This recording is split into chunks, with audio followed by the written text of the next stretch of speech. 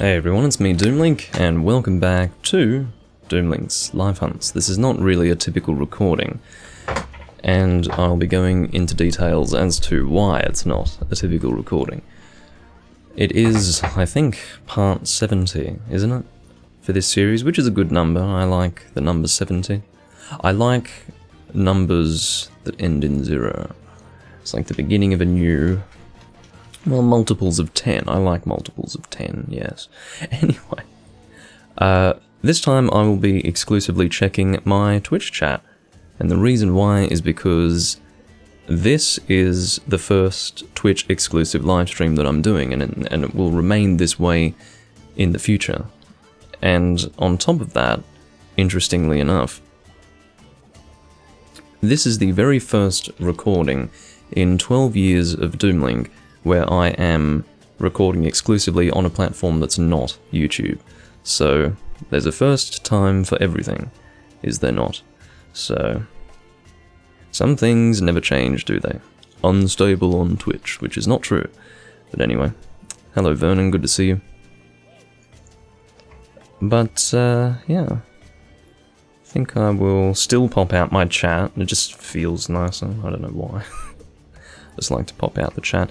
I uploaded on YouTube an announcement video saying that I'm live on Twitch, and in the description of the video I included my actual Twitch link, and the reason why was because I do understand that some people watch me exclusively on YouTube and may not even know where to find me on Twitch, or they may not even know that I'm live, you see. One thing that I am at the very least, I guess, reassured of when it comes to my YouTube audience, which I'm not necessarily forsaking, I wouldn't want to think of it that way for the following reason. The fact that I will be uploading the VODs for everything that I do on Twitch onto YouTube 24 hours after recording them sort of reassures me of the fact that I'm not really leaving the YouTube audience behind, because a lot of those people do watch the VODs as opposed to watching me live. I do realize that there are a lot of people who watch me live on YouTube that don't say a word in the chat, so maybe they're sort of an invisible audience to me. But I do know that there's also a lot of people who watch the VODs, so at the very least those people will still be able to watch those. But yeah. Hello Exio. I will also, I'm just going to make sure that I'm not live on YouTube. I certainly shouldn't be, but just in case I will check. Yeah, I'm not. I do have the announcement up though, and all is well there. The YouTube channel is still a big part of what I do. I do have my issues with YouTube in general, obviously, but I will still be uploading to YouTube, and it will always be, at least for as long as YouTube exists, an important part of my video content creation. And all the naming, like for example on Twitch, it's hard to really establish a series on Twitch. It just doesn't, because it's not a video on demand platform. But on YouTube it can act as a series, and I like things to act as a series. For example, this is part 70 of the series. It's important for me that it is that way. And it's not really a typical thing on Twitch, so yeah. Yeah, that's true, yeah. Ads will play on Twitch if you're not subscribed, which is, it's the way of Twitch, I suppose. But I do also apologize, Vernon, that I'm no longer live on YouTube, but it is one of those things that I think just has to happen eventually. I am aware of the fact that some people watch on YouTube not just because they don't particularly like Twitch, but also because they have a smoother viewing experience on YouTube. It is the case for some people, such as Vernon for example, that they don't get as smooth a viewing experience on Twitch for the reason that they, I don't know, might not connect to Twitch quite as well as they connect to YouTube. I've talked about this before, but most of the video processing is done YouTube side if you're watching a YouTube live stream, whereas with Twitch it is all done on your side. So for some people, they might not have the internet connection to handle that for one reason or another, or at the very least they might not have a stable connection that will allow for a stable viewing of the live stream. So I do realize that that's probably a step backwards for certain people, and I do apologize for that, but it felt necessary and important for me as a video content creator to continue in this direction. So yeah, I will be doing that.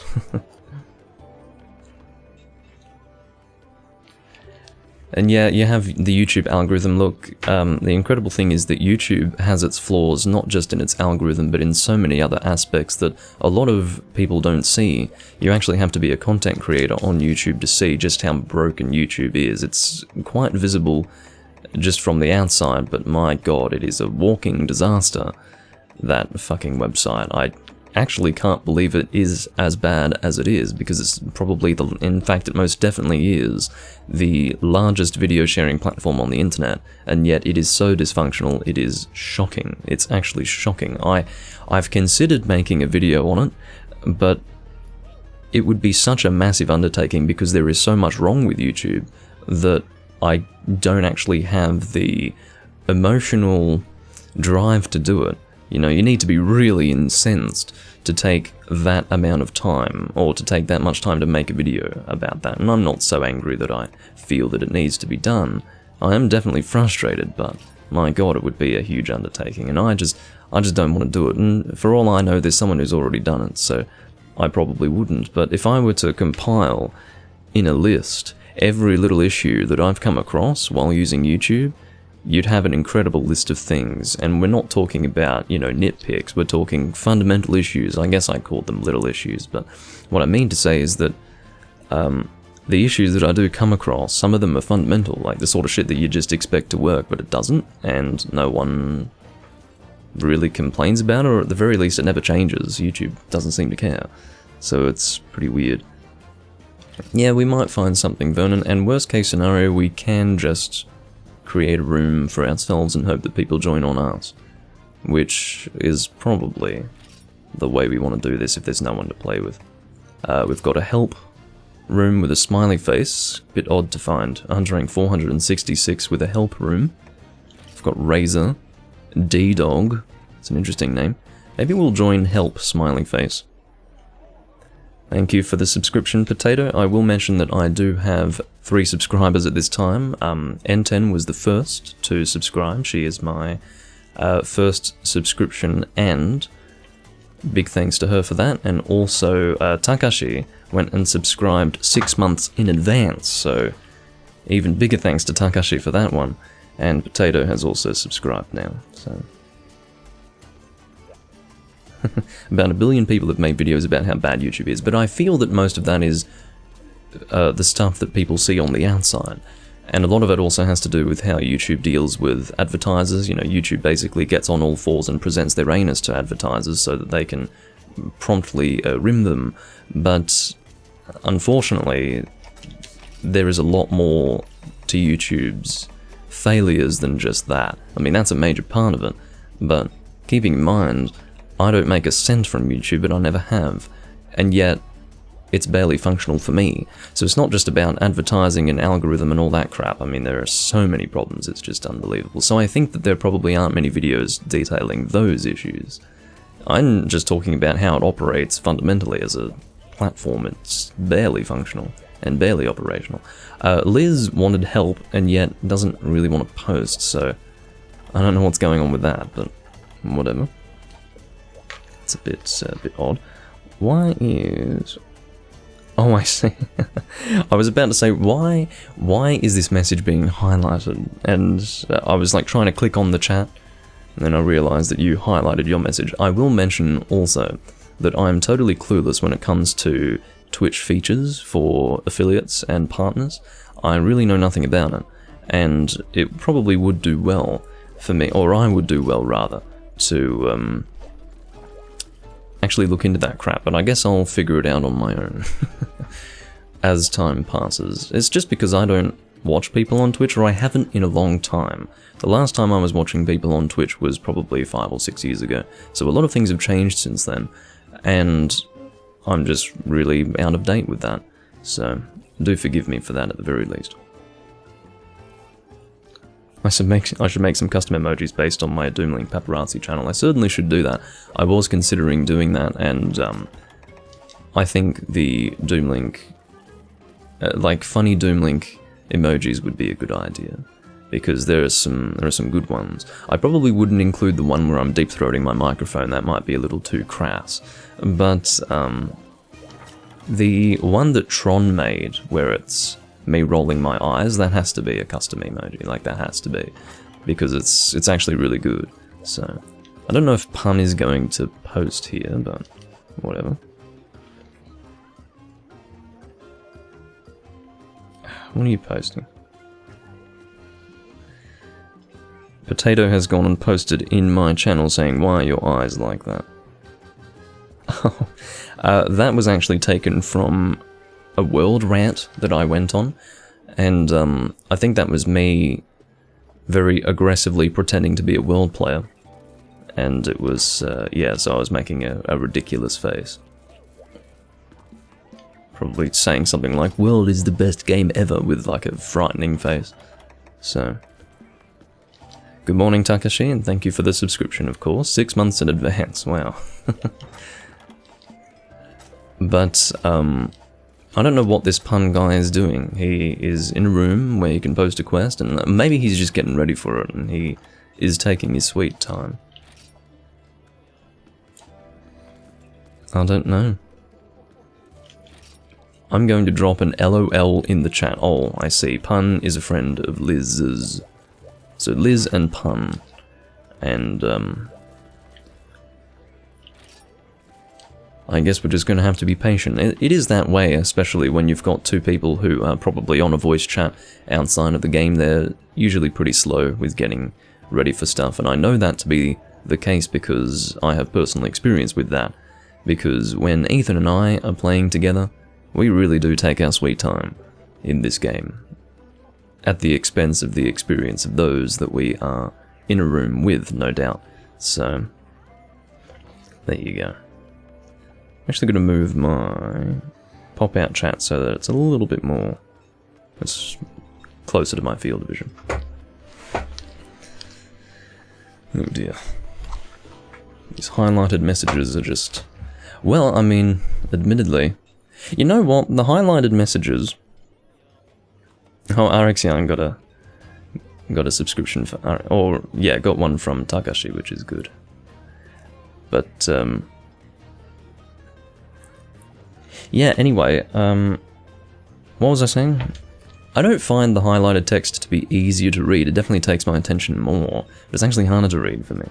Because instead of it being on a black background, like white text on a black background, it's white text on a lighter, sort of violet-coloured background, which is, again, not as easy to read. But definitely, I'm just going to have to sit here and wait for this Pun person to get ready, and, I'm not really a fan of that. Of course, I'm a patient person. I've talked about this before, but I'm pretty patient. But if I'm live, I hate to just sit here and... I mean, I'm good at running my mouth, obviously. If I wasn't good at running my mouth, I wouldn't have started off as a Let's Player and moved into live streaming. I mean, you know, people who don't like to talk generally don't do well in this, in this area. But I would rather be playing the game and running my mouth, as opposed to just sitting here doing nothing and running my mouth. So. There you go. A bit of patience on the part of both myself and my audience will be necessary. I don't know what the hell Pun is doing. I mean, what could possibly take this long? I don't know. But, there you go. I've made a little bit of a mess with my whiskey on my laptop, sort of over-poured it. It's kind of hard to pour it when the bottle is kind of full, because it's a big bottle, but yeah, I don't really have anything on hand to wipe it up. Oh well, it's only whiskey. It's a good cleaning agent, actually. I sometimes use whiskey to clean my desk. Not intentionally. The way it works is if I spill a little bit of whiskey on my desk, I go, okay, let's wipe up the desk, and I get a tissue, and it's all sparkly clean. But, yeah. I don't actually, like, intentionally... Well, you know what I mean, I make the most of it, you see. Obviously, if I'm going to be wiping up the whiskey anyway, I may as well use it to clean the desk. My point is that I don't actually use it as a cleaning agent. I'm not like, yeah, I'll actually just pour my whiskey out on this thing. Like, obviously, it's for drinking, not for cleaning. I use spit. Wow.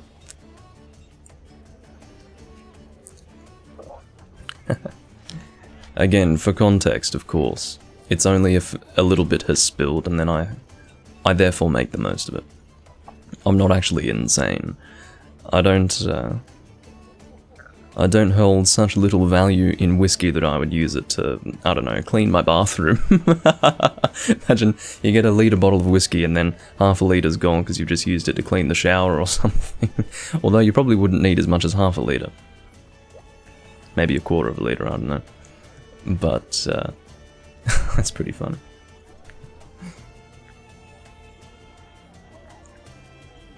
This pun person is really, she's on the edge, we'll put it that way. Because I'm ready to fucking leave this room and make my own room. You know what, that's what's stopping me from leaving. Is the fact that if I were to leave this room and create my own, I'd be sitting there waiting anyway.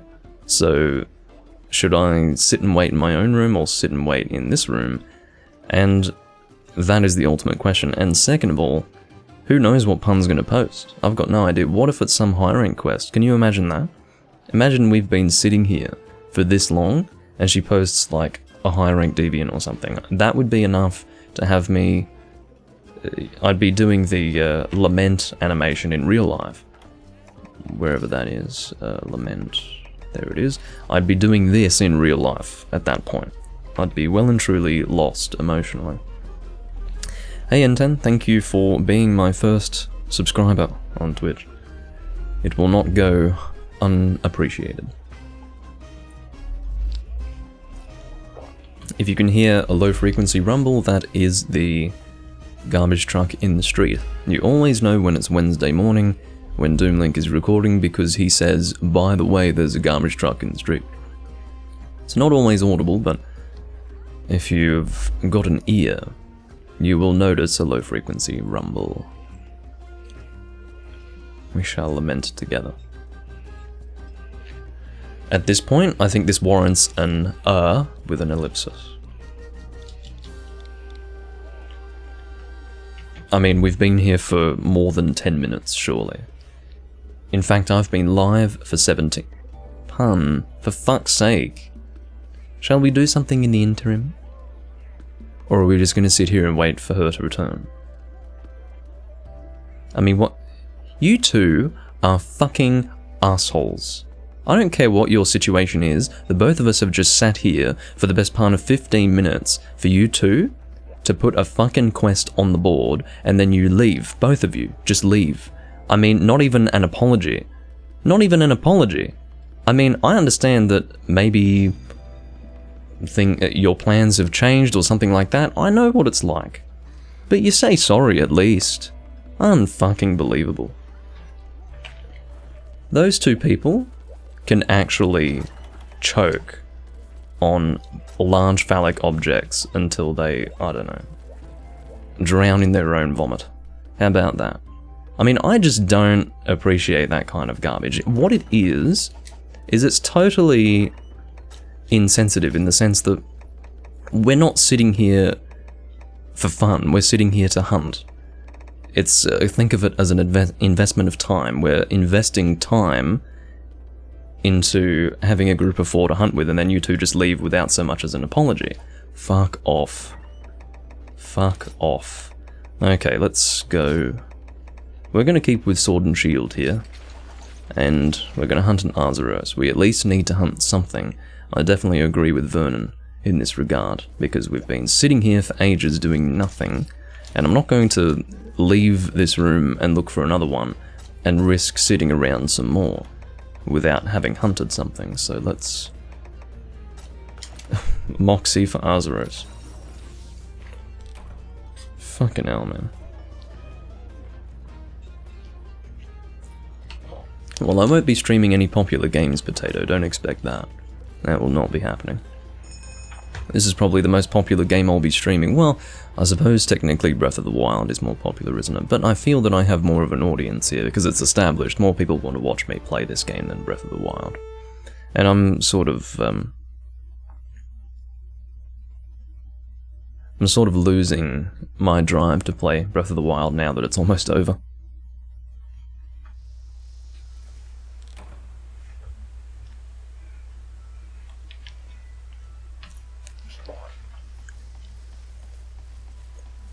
Alrighty.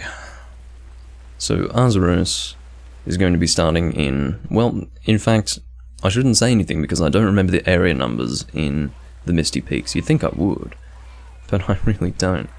So, I mean, there's no point in saying, I think he starts in the place that I'm imagining in my mind, because you are not in my mind, obviously. Just in case you needed me to spell that out for you. Yeah, you're not in my mind, so I guess I'd best shut up and take you there, instead of talking about it. That's a pretty quick paralysis. May as well aim to break the front claws. In fact, I think was it in this game where I got both crowns for Arzuros? Because sometimes when I hunt a monster like this, even though I don't actually need anything from the monster and it's a fairly easy monster, generally I can legitimize the time spent by saying, well, I might need a crown, but I don't think I need a crown for Arzuros. I have a feeling that I've got both crowns. I will check after this hunt. I think it's a single break for both claws. In other words, if you were to attack one specific claw, both would break once it reaches its threshold.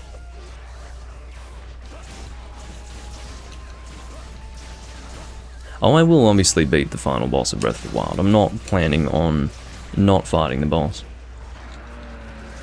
What I think I need to do is have a bit of a break, because I was recording quite a lot of Breath of the Wild over the course of like a week or two, so I think I just need to take a break, because I was pretty annoyed when I finished last time on part 80. Part of that was to do with the fact that I'd failed that stupid, what I'm calling the Master Quest, as opposed to Master Sword Quest. But, yeah, I think I just need a bit of time away from it, and then I'll feel a little bit better about playing it. I'm not using Chaos Oil because I'm being a prude, I guess. I don't need Chaos Oil to kill an Arzuros. Well, why the hell not? I'd rather one zone it than not. To be honest, he's pretty beefy. And I don't know how Vernon's managing to flinch me, but he is. Not that I'm taking great issue with that. That is a very green cat. Is that cat alright? He looks sick. Not sick as in fully sick, bro. I'm saying, like, he looks unwell. I don't think a cat of that colour could possibly be well. I really don't feel it.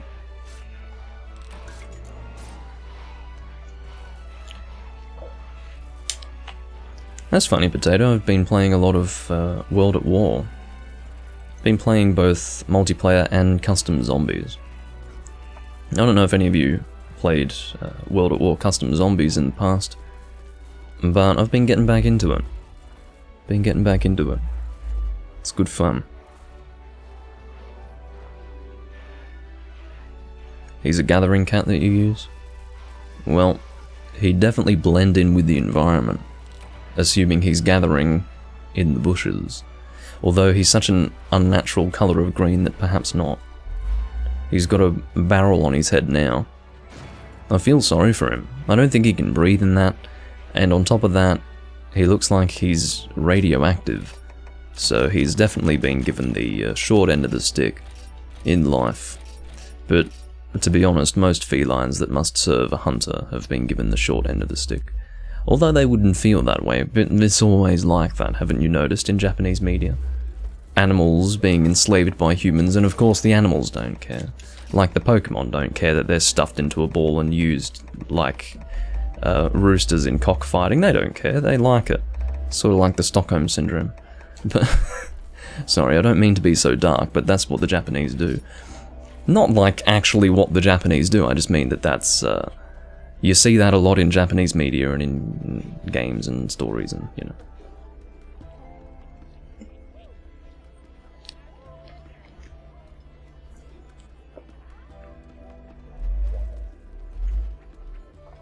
Well, I certainly wasn't anticipating this, but there is a conversation taking place in my chat about Apex Legends.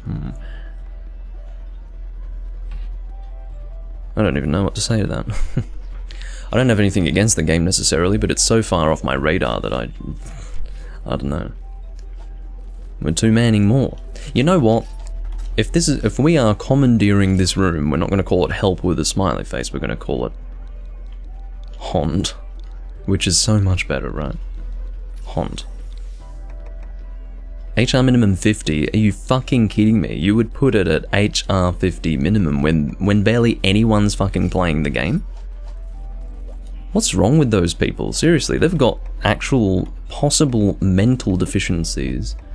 I mean, I say possible because I'm giving them the benefit of the doubt. They might not be mentally deficient. They might just be careless, but seriously. That's unbelievable to me. I am admittedly sour after being abandoned by those two. After waiting for about 15 minutes for them. Fucking... I mean, it's probably more like 12 minutes, but that's a long time to just sit there staring at the fucking screen waiting for the person to finish getting ready, only for both of them to fucking leave. Ugh. What would I like to use? By the way, that low frequency hum, you're definitely hearing it now. And if you weren't hearing it before I said that, you're definitely hearing it now because I've drawn your attention to it. I'd like to use a water longsword. Is it water that I want to use?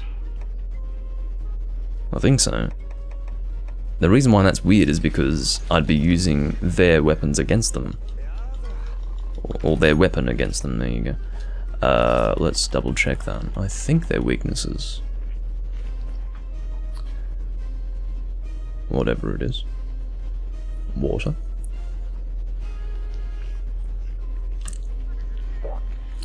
Oh, I didn't hate your cat, Vernon. I was just, I was commenting on its frightening colour. I was frightened. More frightened for the creature than anything else. Where the hell is... Hello? How far back is... Hold on, let's go all the way to Rarity 7. Okay, I'm looking for Ketchawasha. I mean, I don't ask to be so useless, but those are the cards that I've been dealt today.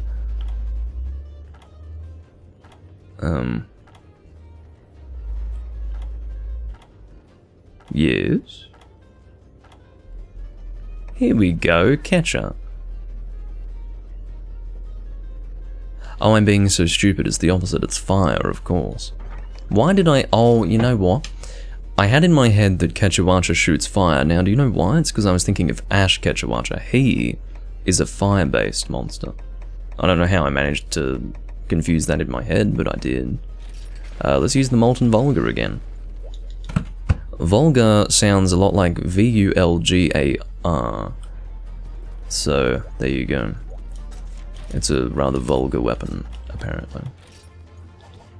Or we could say it was a weapon manufactured in the Vulgar era, which is simply Anno Domini. So we could also give them the benefit of the doubt. Well, then again, it doesn't even... Anyway, you know what I mean. What's happening with your cat this time? It's blue. Oh, I see. Your cat is freezing to death. Well, I'm sorry to hear that.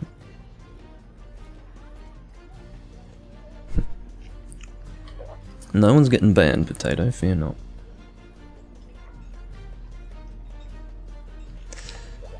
Alrighty, I think we're just gonna depart. That might be the... Oh, ha, ha, ha, ha. That was close. Wow, this guy has got a real Monster Hunter Freedom Unite setup there. Well, then again, GX Fatalis doesn't exist in Freedom Unite, but... Oh, well, fuck you, man. You don't have many options. What a prick. He doesn't want to do double Ketchawasha. Well, what does he want to do? What's not fun about that?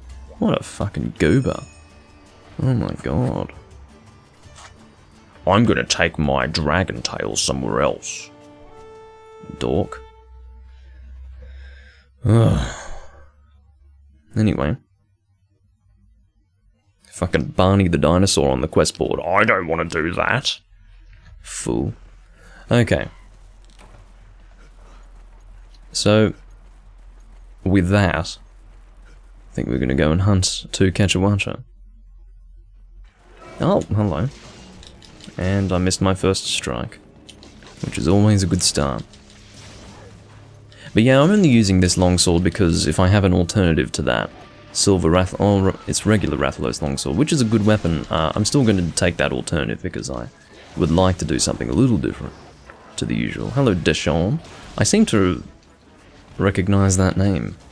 Deshawn. I've definitely played with this person before. I don't know when, don't know who the person is, but I've seen the name before.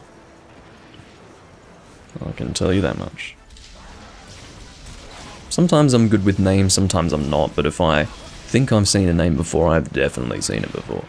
Because oftentimes I do forget names, so must have played with him a lot. Or at least enough for me to remember the name. Which is, as I'm trying to say, quite significant. Whoop. No, you don't, mister. That was pretty funny there, Vernon. I'm watching you jump out of the way of his attack. It's quite picturesque. Well, cinematic, I suppose I would say, yeah. That's right. We do have the lockdown set. I don't think this is going to take too long at all.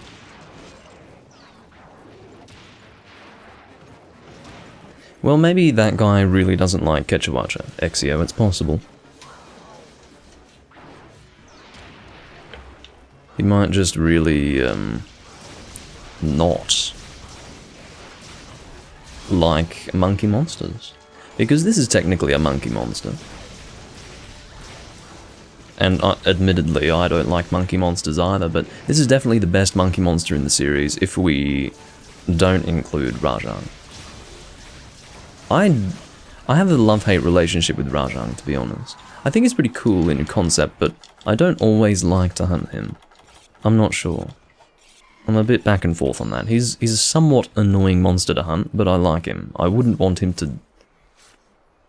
Well, I guess I would like him to disappear because I don't like Capcom bringing monsters back, but I think Rajang's one of those monsters that's probably worth bringing back.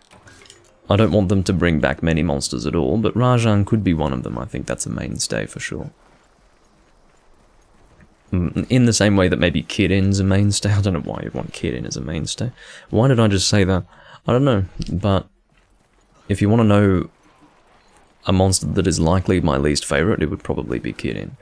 Because he's just bothersome. He's a bothersome monster. I don't like bothersome monsters at all. Where is this Kechawacha? Oh, he's in this area then.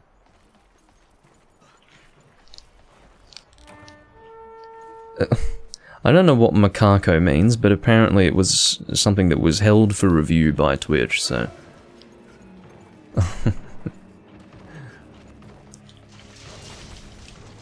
Oh, Makako means monkey. I'm guessing it's a racial slur?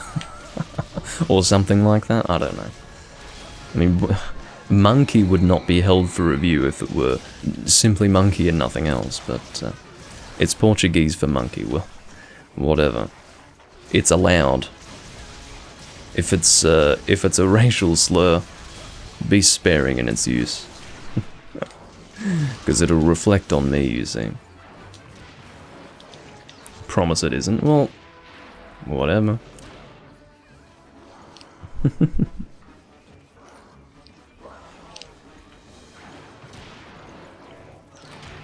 Subquest complete.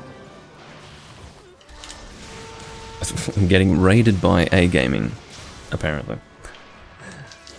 He came into the chat saying raid, so I guess I'm being raided. Good to see you though, A-Gaming.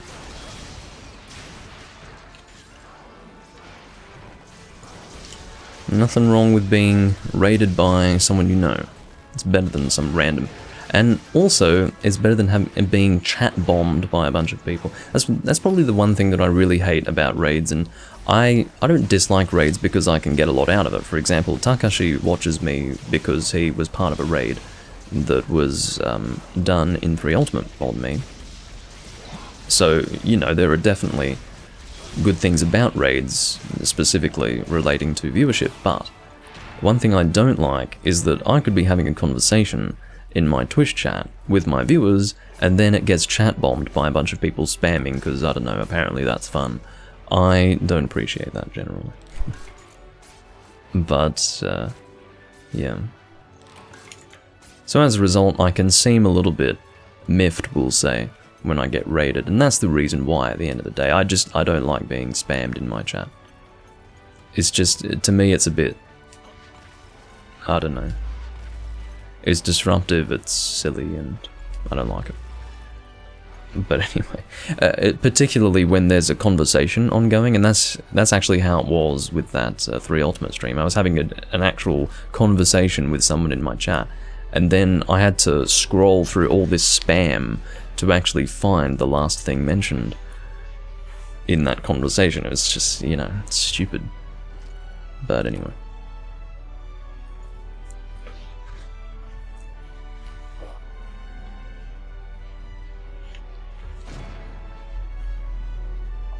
Regardless. Quest complete. And that low frequency rumble is still there, because apparently this garbage truck hasn't had enough, or he's come back for more. He wants more garbage. Well, next door's got plenty of it. In human form. Anyway. Oops. Didn't mean to talk to you. I think we might have to leave this room, Vernon. I think that is definitely going to... Stop going to disconnect. Shit. But yeah, we're going to find a room. How's the hunt going? We've done 2 hunts so far. Just 2 man with Vernon. Because we did have a group that was, I suppose, being formed, and then we got abandoned for literally no reason. We could join Sasuke. Ooh, Sasuke. Except he's doing a cantor, so I'm not really interested in that. Starlight, that's a good song by Halloween. Turns any and lots of exclamation marks. I guess we could try joining that. I say try joining that because maybe Vernon won't get a slot, at which point I will leave. Because I'm joining this specifically because there are 2 slots available. So I think Amansi's on the board, right? Yeah. Who will hunt the rain? Goody. We managed to get in. This is going to be a whole lot better than 2 manning. At least in my opinion. I get more enjoyment out of hunting with a group, personally. Just gonna make sure everything's fine with the webcam view. Yeah, we're all good. My lighting situation is a bit, well, it's a little lackluster, but at least it's consistent. But just in case, I wanted to make sure everything was fine. I will go elemental light bowgun because that's what I did in my Doomlink's Random Hunts recording recently. May as well do the Generations Ultimate equivalent to the hunt that I did in, I think it was part 86 of Random Hunts that was uploaded, I think, yesterday or the day... No, it was the day before when I uploaded that, I think. Anyway, God knows at this point.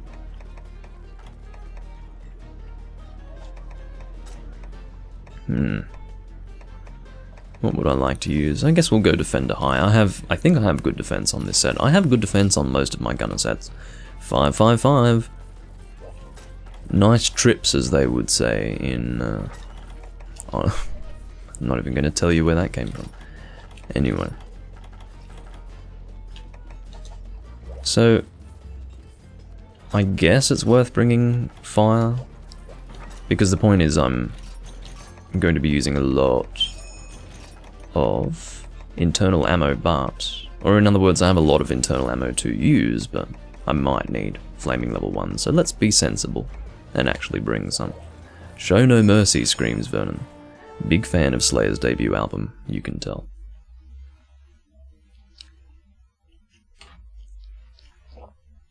I should make it my my shtick, so to speak, to reference like heavy metal albums and songs, because I mean I could do that. I seem to always have them flooding into my mind, but I hold off on making references, just, I don't know, because I might be too busy talking about something else, but I think I'm going to make it my thing.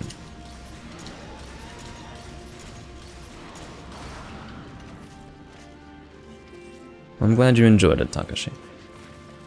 It's in Random Hunts where I'm going to do most of my Portable 3rd, Freedom Unite, and Freedom 1 recordings. It's just for when I feel that I need a little bit of a break from going live, and a little bit of a break usually is going to be a week maximum. which isn't long, but in the world of live streaming, that's long enough to ruin your career. Anyway.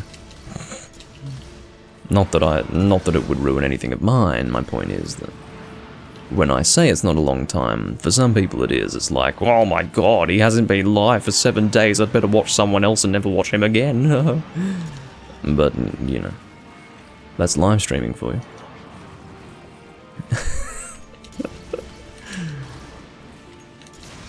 It's actually funny to think of it that way, but it's true. That's what it is. You could feel Potato getting antsy. Yeah, he is that way. At least he wasn't like, where's the recording, dink? He never came out with that one. Now he's going to take that as an invitation.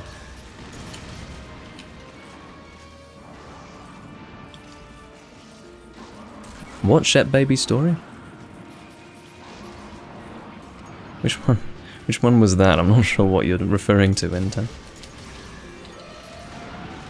Where's that? Oh, right. And apparently I promised a recording of Poka Poka Airo Village, which may have been coloured by an extreme 420 episode.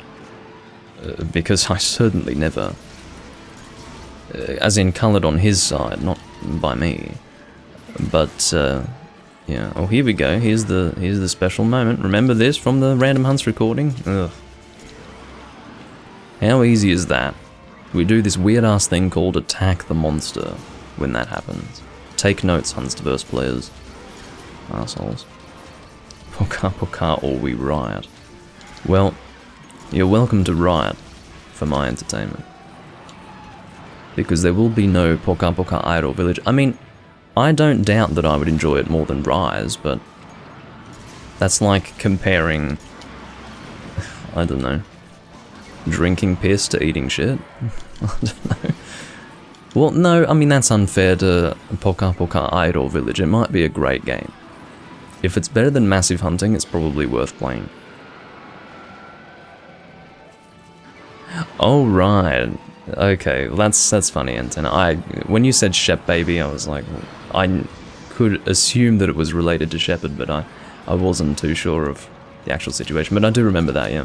That was just one of many quotes that Sam and I gathered. It was from my compilation of the Monster Hunter video podcast, which was a 5-year anniversary compilation that I made about 6 years ago. That ran for 5.5 hours or so in total. Which was not like bloat. It was just a large compilation of clips that took me like 8 months to work on. And I'd started the process in like 2013, but I didn't continue because I lost interest, and then I picked it up again in 2015 and got it done. So, yeah, it was pretty good.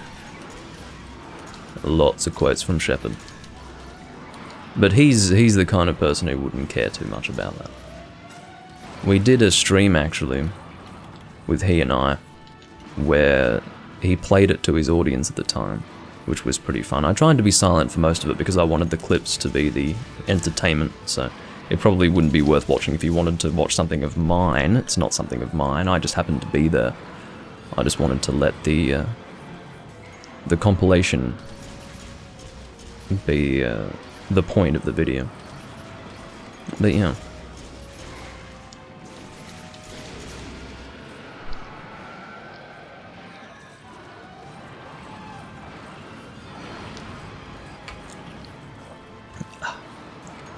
I'm definitely glad that I brought some flaming shots. Someone asked a funny question in the portable third chat on Hunsterverse. The question was, how do I cut the Amatsu tail? Well, if that's a question that needs to be asked, then I have a question for you. Why are you still playing? No, not really. Alright, we're gonna get the laser beam. Water laser. Not taking any chances today. How do I cut the Amatsu tail? Give you one guess, my friend. Give you one guess. It's time for me to be a Dauntless streamer. Are there people who play that game? Like, okay, of course there are people who play that game, but is that like is that a lucrative business? To stream Dauntless? Like, is there a large audience for that? There's literally no one streaming it. Now's your chance. Sounds like it. I could dominate the Dauntless space. Are we doing 2 now? You're doing a second round. What's your fucking problem? I'm trying to carve, man. Don't think he's after me, so we'll see. I still haven't decided if it's male or female. Did you just miss that one? I think that second laser actually went out into the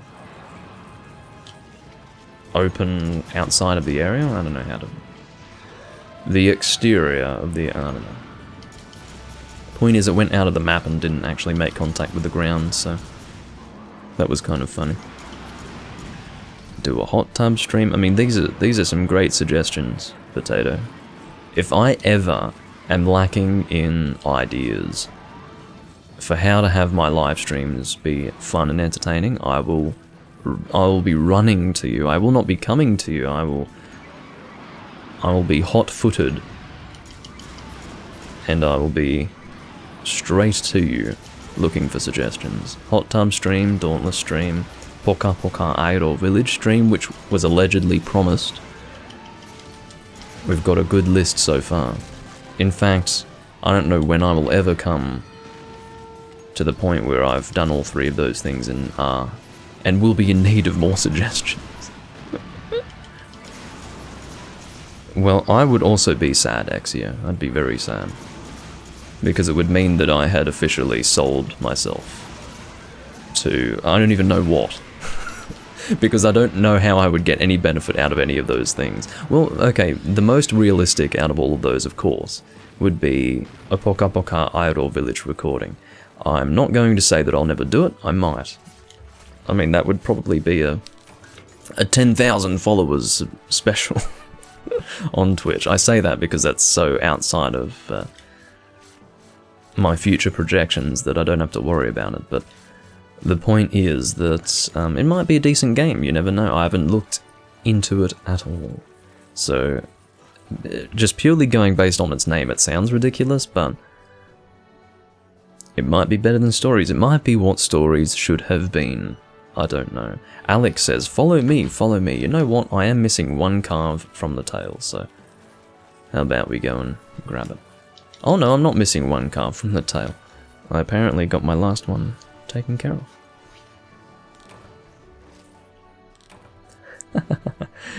Well, that's good to hear, Axia. I suppose you'd have to appreciate that, otherwise you probably wouldn't appreciate me.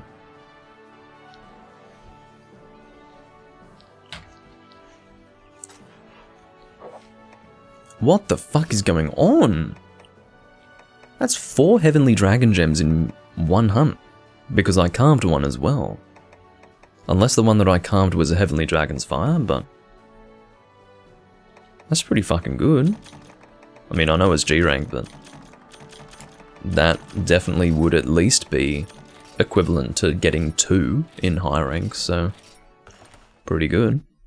Bruh, I want that luck. Well, you know how it goes. When you don't need anything, that's when all the luck comes to you.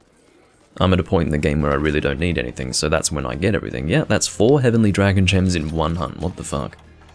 But yeah, it's the way it always is. When that desire sensor is all but gone, that's when everything just... you almost get flooded with things.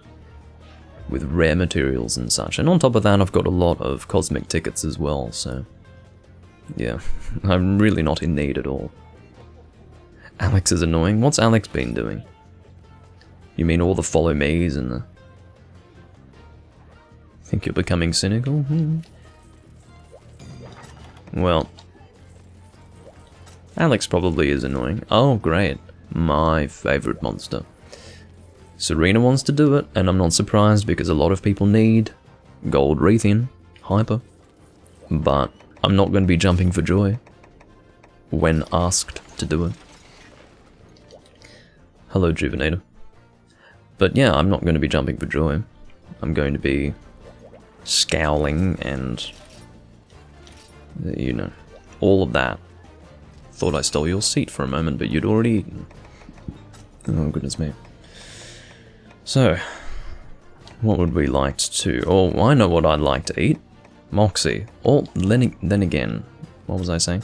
I'm just seeing if anyone has eaten for insurance, because I could eat for insurance. Should I try to save my own... Alex. Alex was so averse to doing Hyper Gold Raytheon that he was out. He checked the board and he was like, I'm out. Done. I think he was the room host. God. I mean, he might have been doing that tricky little thing where he makes a turns room. Was this a turns room? I think it was. Yeah, he does that tricky fucking thing where he makes a turns room, and then once he does his quest, he leaves. Now, that's not a terrible idea because you can actually get people cycling through. And I actually find that to be the most time-efficient way to do it. But anyway, I got a guild card from Serena, and one from Christian. I guess it's Christian, just a weird spelling. Obviously a non-English spelling of Christian. I would doubt that it's actually pronounced Christian.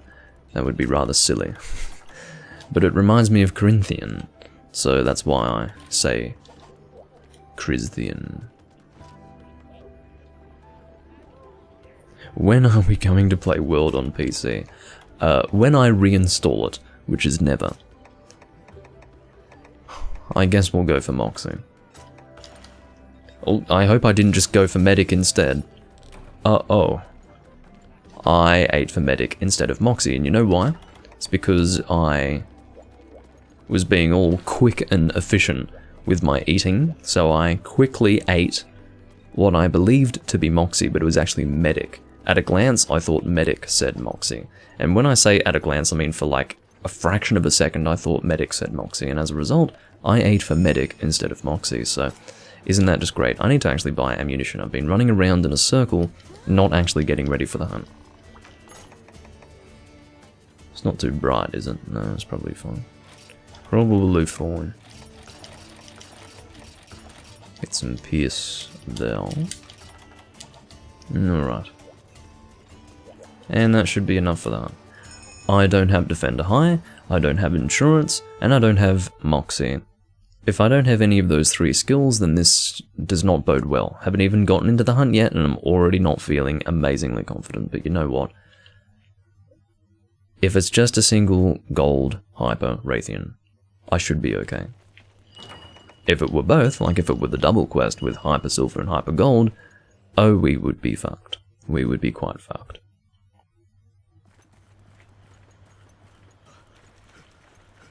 Well, they both start with M, and also they're about, I think they're the same number of characters, or roughly the same.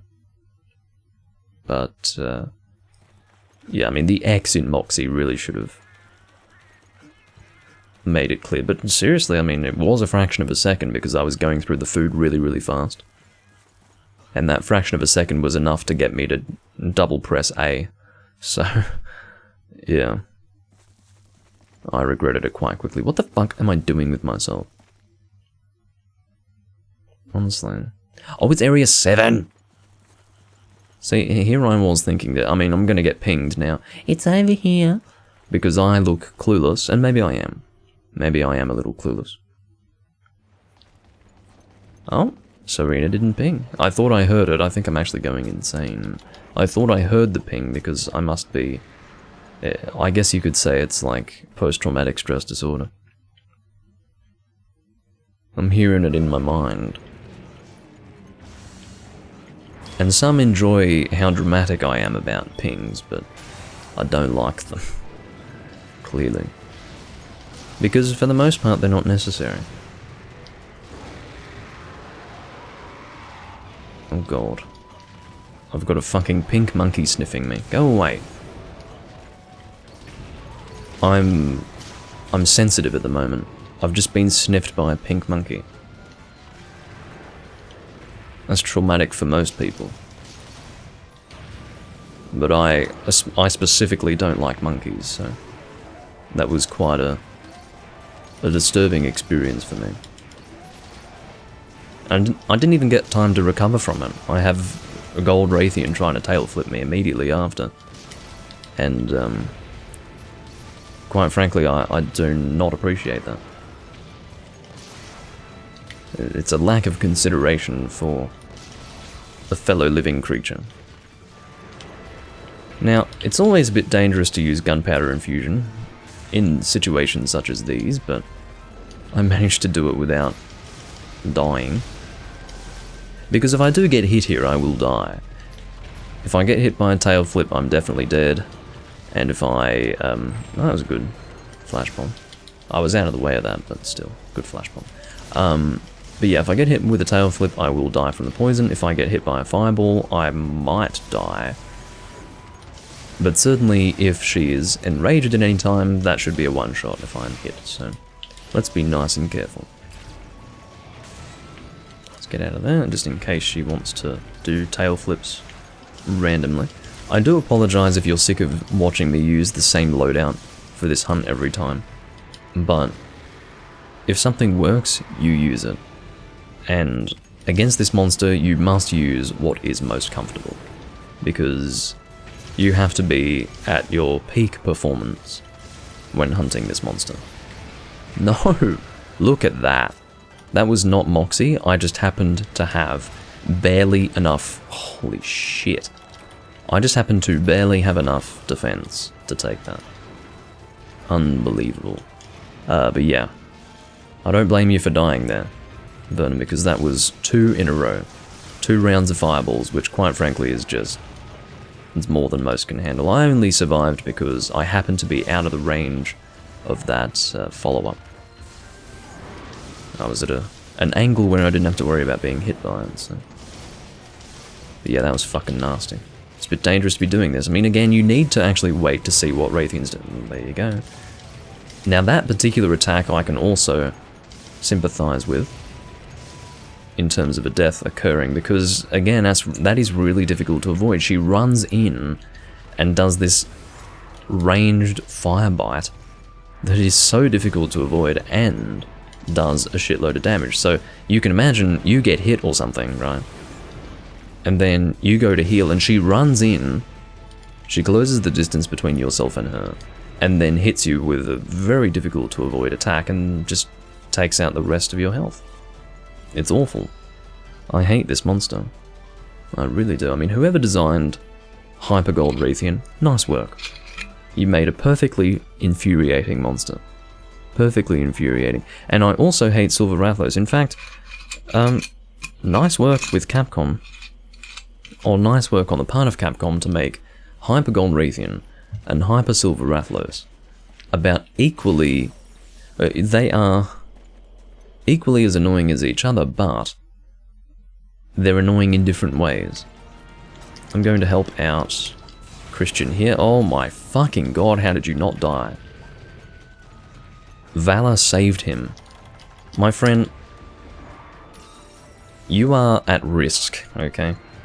So, maybe try not to die, please. There's 2 life powders for the guy. And, you know, 2 life powders, and he felt the need to leave the area on top of that. So, yeah, he definitely was at risk there. It really is a see what I mean? You can't avoid that fucking attack. No! Holy shit! Holy fucking god, can you leave me alone? You see what I mean? I mean, you think you're safe and then you're suddenly fucking not. And it just happens all in an instant. I don't know about this trap positioning. It's awkward. It's so far outside of the hunt. I understand why you would do it, because putting down a trap is quite dangerous against this monster, but still. Oh god. I'm trying to get you into this damn trap. No, no, no, no fireballs, please. Look out, Christian. Good. Is this Dread Queen or Gold Raytheon? Dread Queen is not gold at all. There is no gold on Dread Queen. She is more a variant of a regular Raytheon. So, you can tell that this is Gold Raytheon because it's... I don't know. It looks like Gold Raytheon from any other Monster Hunter game, basically, so... Yeah, Dread Queen... You could possibly get Dread Queen confused with a regular Raytheon, possibly, but... Oh, Jesus. Well, that's the hunt, everyone.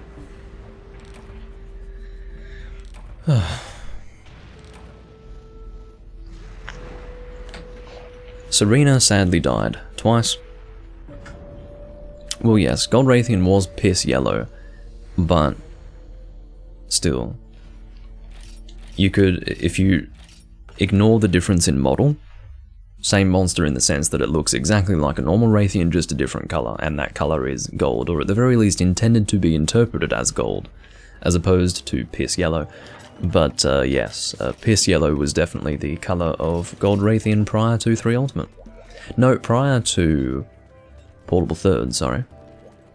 Because in Portable Third, I would say that color-wise, Gold Raytheon's best color was probably in Portable Third. It was a very rich orangey gold, and I quite liked it. Unfortunately, Serena left in shame after dying twice.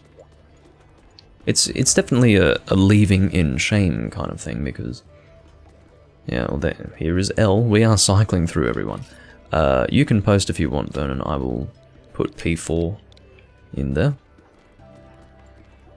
It's funny because Christian's actually the host, so if he actually wanted to, he could ignore the fact that player 4 should be taking a turn and just kick Vernon if he didn't want to do Christian's quest. He does have the host advantage.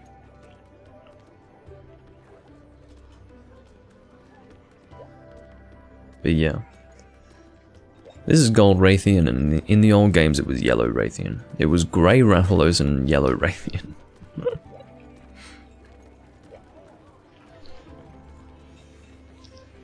Oh dear.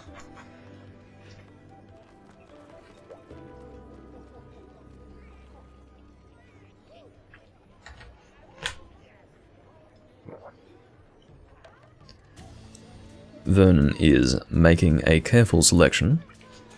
Oh, it's another one of those things where he sets up and then posts the quest, instead of letting us know, so that we can also set up. Oh god, he's setting up again! My goodness.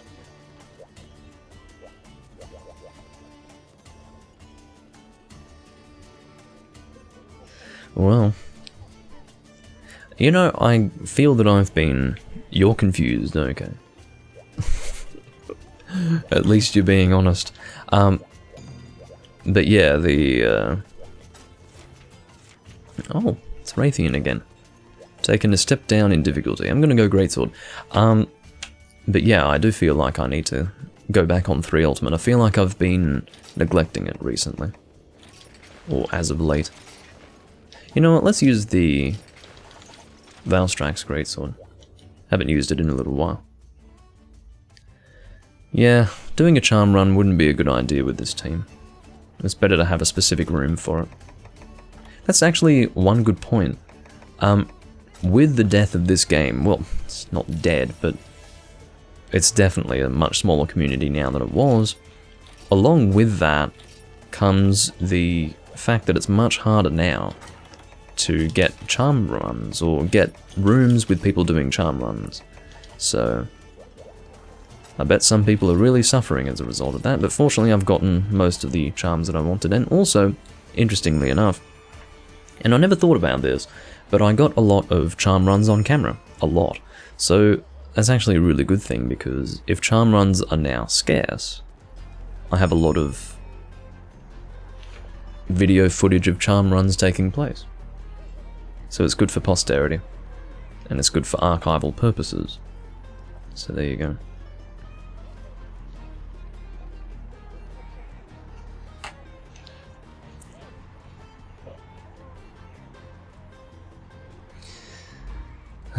Well, what I would do, Vernon, is I would get a status lightbow gun set organized first. Unless you have one, but I do have the gun now for it, so if I upgraded the gun, got my armor set organized, and also taught myself the protocol for doing the status on Brachydios, then we could do it, because I wouldn't make a room without a status gunner, because there are plenty of people who can pierce. They might not do it properly, but at least they're doing the damage. But in the case of status, you can't expect a status person to join a room at this point, if you were to make one, so... I also have that, Vernon. Look, I probably wouldn't do that in this recording. What the hell are we hunting? We are hunting Raytheons, so... Oh no, I think... She might start over here. You could tell, I'm sure anyone who was watching my character could tell that I didn't know what the fuck I was doing. I was walking in a circle in a single area the whole time. Which is pretty funny. Oh, she's down in there. Okay, that's an interesting place for her to start. Oh, never mind. Oh, I got a little bit confused there again. Thought it was Christian who was in combat for some reason. Anyway, don't worry about it. I'm just going crazy. I was hoping you'd drop down there. Feels good to use Greatsword, actually. Feel like it's been a little while. I don't know why. I don't think it has been that long, but it feels like it's been a while since I've used Greatsword. Greatsword is home to me. It's what I'm most comfortable with. Outside of Sword and Shield, I guess. And you know what, I'm very comfortable with bowguns as well. Bowguns, Sword and Shield, and Greatsword is my go-to choice. If I want something that I'm going to perform well with. Alright. That's him out. Oh, almost got hit by that tail. That was very close. Incredibly close.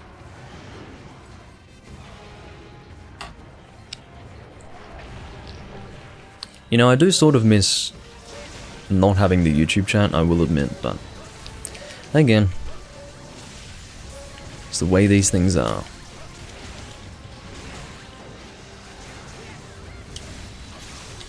Oh dear.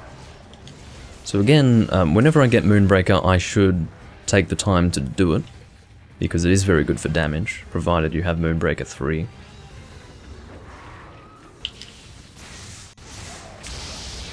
Very good. And it's also nice to just hunt a regular Raytheon as well, because I just usually, when I'm hunting a Raytheon, it's Gold Raytheon, and on top of that, Hyper. So it's nice to just relax and hunt a regular Raytheon for a change. I can definitely appreciate that. Very good hunt. Nice work, guys.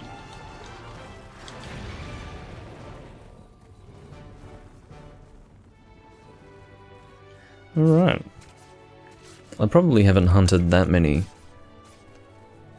regular Raytheons either. Now, one thing that I did say that I was going to do that I actually forgot to do entirely was to check my crowns for Arzuros. So, Monster List, Arzuros, wherever you may be. Arzuros. What the hell? There you go. Why would Lagombi be above Arzuros? That doesn't make any sense. How could Lagombi be above Arzuros? That's stupid. Anyway, maybe Snow Baron is considered easier than Redhelm? I don't know. But it doesn't make any fucking sense to me.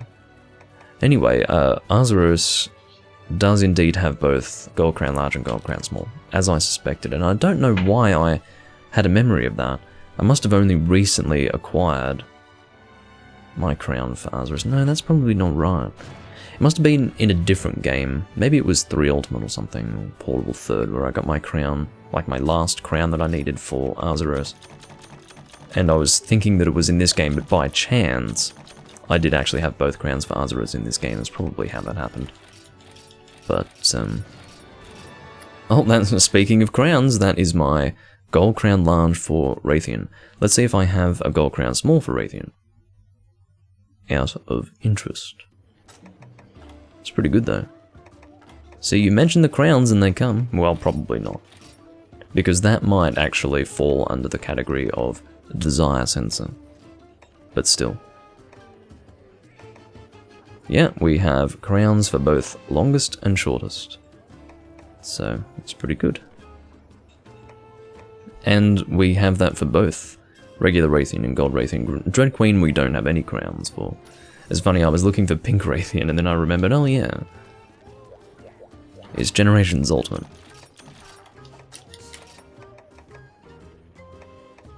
Thanks for letting me know, Potato. That was definitely a beatdown.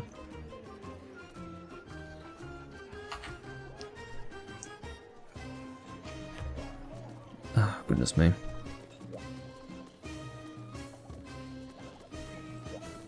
So, P1.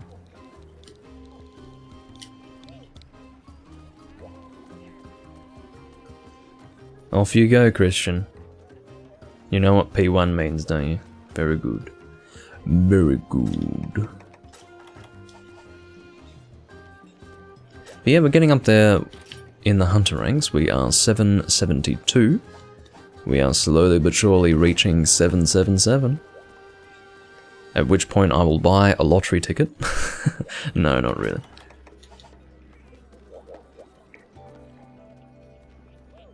His real name could be Chris Thean, that's true. But I think it's just an alternative spelling of Christian. It's weird because Christian, like, as in the CH sound, wouldn't be created with a TH, that's just weird. In other words, they're just adding the H to the T because it's like, I don't know. Look, it could just be a different language. And that works in that language, I don't know, but... You know, there's no doubt in my mind that it is supposed to be pronounced Christian. How fitting, Vernon, that you would react by saying Jesus. But yeah. It is indeed Raging Brachydios. I haven't fought him in a little while. It's probably been at least 10 parts since the last time. And that's funny because I think I was complaining about hunting too many of them, and as a result, haven't hunted one in quite a while. Do I want to go Blade Master?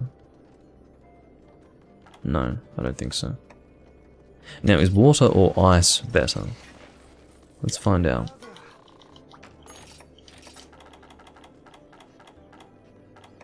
What's that? Must have been GX Old Fatalis that was sitting there. Where is... Here we go. Brachydium. Ice is better. No, that was water, I think. I think water was -4 and ice was -3. Let's have a look at that. No. I must have seen 4 fire res and then dropped it down to water res with the the minus in front of it. What the fuck? Anyway, point is, ice is the better choice, and we will go with ice consequently.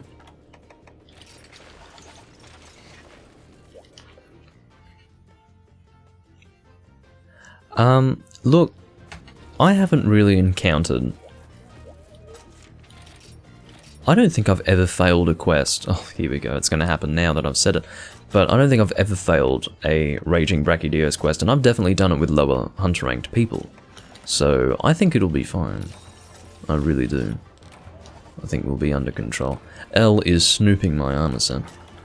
Do you ever get the feeling it's almost like you're being exposed? Must be that way if a female is wearing something promiscuous and a guy's you know, checking her out. Must be that sort of feeling. That's the feeling I get when someone's checking out my my armor skills. The feeling is, ooh, I wonder if it's okay. Let me look at it myself and imagine looking from their perspective at what the skills are and judging it that way. That must be what it's like. Anyway, point is that you become a little self-conscious. I'm sure some of you can relate to that.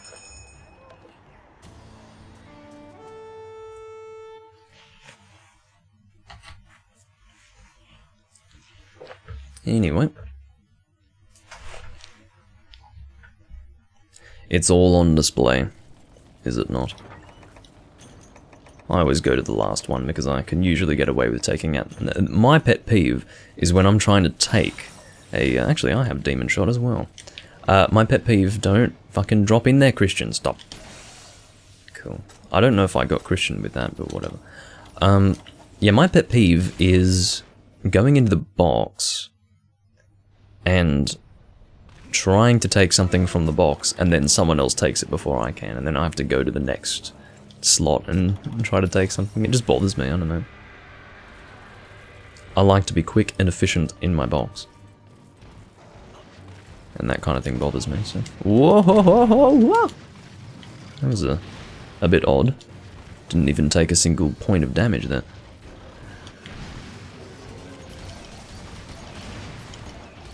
I guess I was being a little bit aggressive. But it's good that I didn't take a hit. L? Bloody hell, get it? Well, it's not a great joke, but... You can't say hell without L. Bloody hell. Bloody L. In fact, it would have been funnier if I said, bloody L. Anyway, point is, we now have the 3-man, and one of those people in the group of 3 is under rank 68, as Vernon was lamenting. So, yeah. Let's hope that we can succeed here. Crossing my fingers. Crossing my fingers.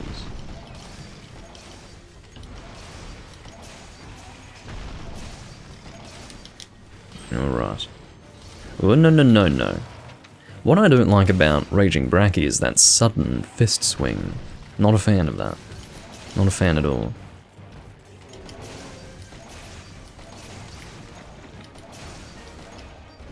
Alright.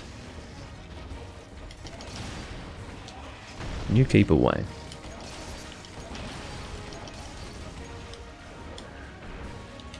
Almost out of freeze, piercing freeze level 2. But I should be good for ammo in this hunt. Well, then again, we are 2-manning, so I might actually run out of elemental ammunition. But if that does happen, I do have 15 slicing level 2, which is very good. Should be aiming for the face here. I believe that is the best elemental weak zone. Or weak zone. Hit zone would be the... You either say weak point or hit zone. Don't fucking mix them, Doomlink. Get a grip.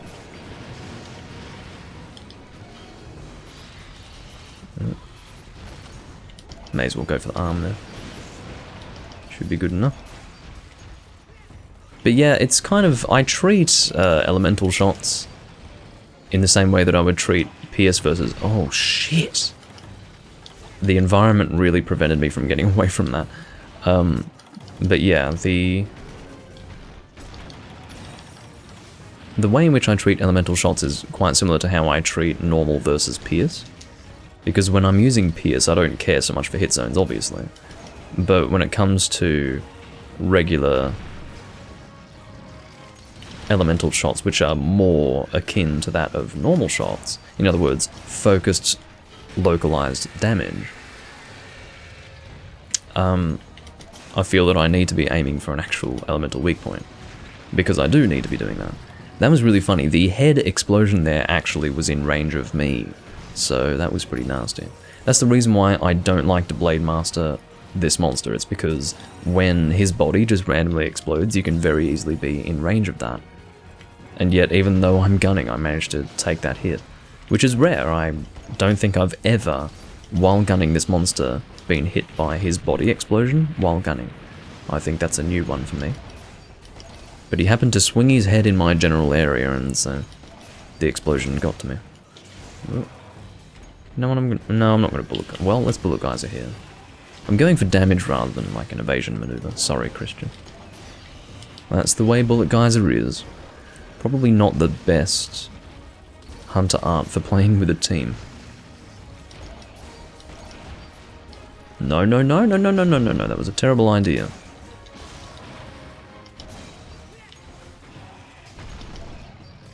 I should have let him complete his animation before committing with whatever I was doing at that time.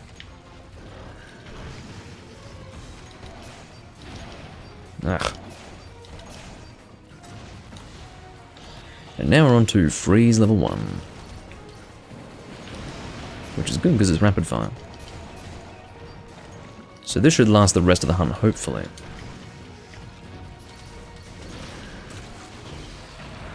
Doing good so far, though. Which should always be something that you don't say, but can't help myself. It's good that we've broken the head. It means we've been getting a lot of hits off on the head, which is obviously a weak point. You can often gauge the efficiency of the hunt or the effectiveness of the players based on how quickly the weak point breaks. So if the weak point's broken, well, maybe that wasn't so quick, but still, at least it's broken.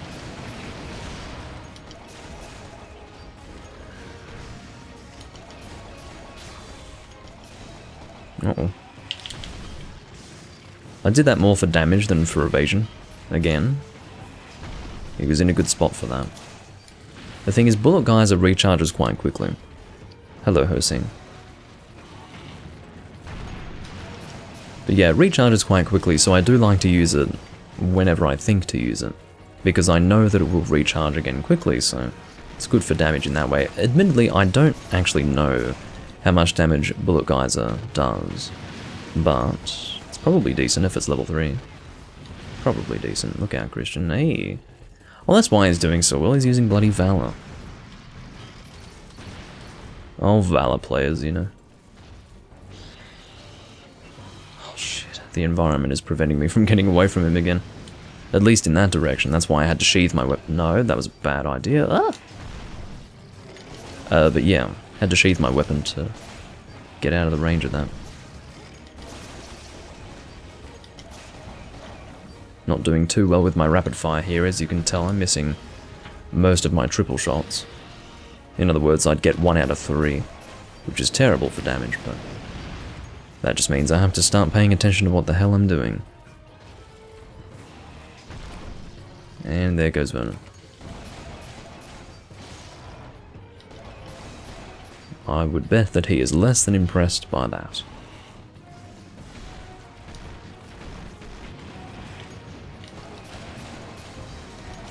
I think he will be dead in 10 minutes. Well, not 10 minutes from now, but I believe that this will be a 10-minute quest. That's what I'm thinking. Caught you at the end of your healing animation. That's the real problem with Raging Bracky. He can very, very quickly close the distance.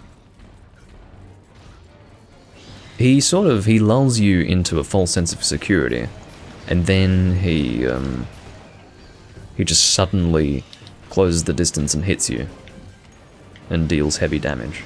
In the case of gunners, it's oftentimes a one-shot. Like, you think you're perfectly fine, you're out of his range, and then he will very quickly run up to you and do some quick punch in your face, and then you just die. So, yeah. That's the main issue with Raging Bracky.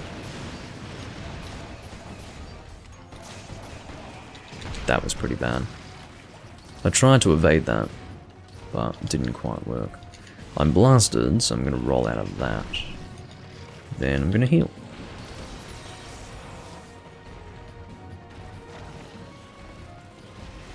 I do also have Bullet Geyser charged, so if I feel as if I'm at risk, then I will use that. Of course, I will fully heal myself, because sometimes just a little sliver of health is all you need to not die, so in a hunt such as this, it is good to heal yourself to full.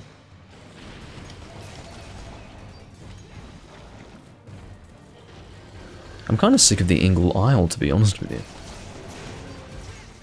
There are too many hunts that take place on the Ingle Isle. Sub 10, ladies and gentlemen, not too bad at all. But yeah, I feel like too many hunts take place on the Ingle Isle. You've got Raging Bracky Dios, a Cantor, Crimson Fatalis, a lot of the EX Deviants, you know, just so many hunts take place here. Elatrion. I'm just sick of it. I would have much preferred that they had the Elatrion, like the Sacred Grounds for Elatrion, and maybe also the Portable Third, a Cantor area. But they didn't do that. Just one area. I sort of understand why, but I feel that too many hunts take place here, and as a result, I've become sick of this location. Which is a shame. I should never become sick of a location. But it feels that way in this game. I don't mind having Raging Brachydios in this area, it's just that he's one of many hunts that take place here, so...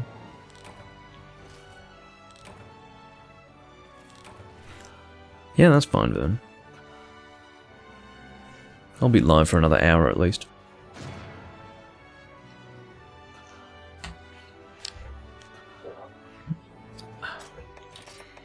I don't know if I will. No, I might not change rooms. I will change rooms, however, if, upon Vernon's exit from the room, another person leaves. We will see what happens.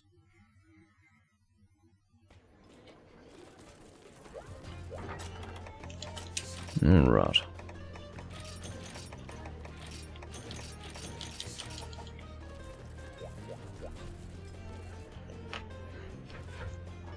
Well, now that I think about it, we only had 3 in the first place. Yeah, I will actually find another room. Let's do that. What have we got? Deviant turns? No. Sure, but I don't mind. What rank is she? I mean, it's, I've done... Yeah, that's the sort of thing that I would do for hunting with purpose, but I've done a lot of random hunts up until this point, so it's probably fine. I wouldn't mind. She's dreaming. Oh, that's fine then, yeah. No problem at all. I was worried she'd be high rank or something. No, that's perfectly fine. We can do that. Okay. So, that's the room I just came from. Turns S. What does that mean? S? Trial by a Cantor is never encouraging for the reason that, as I've said before, I seem to always hunt a Cantor, but whatever. I don't mind a quicker Cantor. It just means that I probably won't be— oh, you fuckers. You fuckers. Employ some patience. Dicks. Whatever. It's not like they care. It only affects me negatively. Oh, Alex is back, and Sora Sola is an interesting name. And look, it's another Amatsu. I'm not interested, so I'm not going back to that room. Adolkar, G4 Hyper, and Elder. Disgusting. Why would you want to do that specifically? Well, that's an interesting way of naming a turns room. Stonefist. This is Stonefist 9 too. I think that's high rank, so yeah, it is high rank. Because I think 11 to 15 or 11 to EX you could— what is wrong with you people? Fucking hell. Just wait. I've just been left behind by 2 groups now. Shit. That's nightmarish. Okay, I guess I should— yeah, Red Helm EX? Sure. At this point, I don't care. I'd just like to get into a room, please. Fucking hell.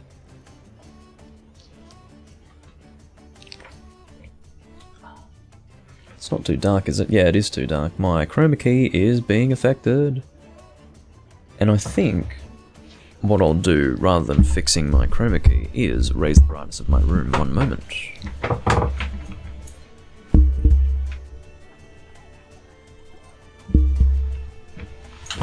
I think I'll have to fix my chroma key also. But I did want to raise the brightness of my room as well. There you go. Hopefully we're alright.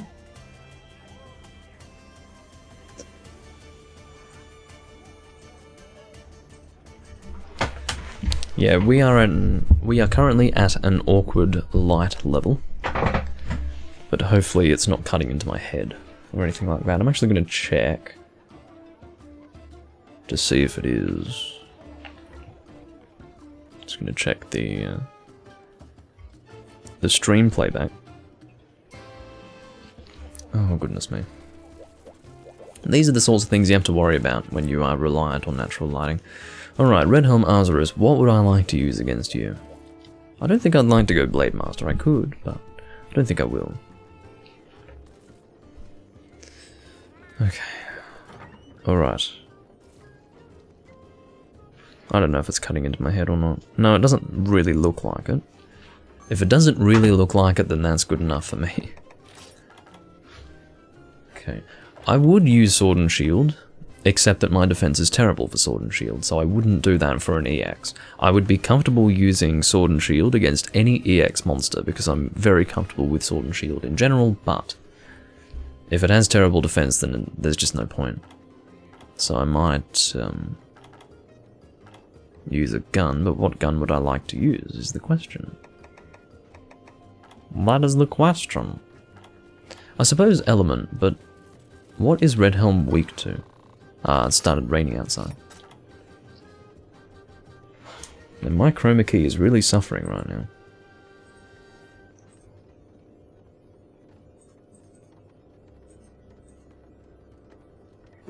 Oh well. Now, let's see if we can get Red Helm armor so that I can check the weakness. Here we go. You are weak to fire, interestingly, so I will get a fire set on the go. There we go.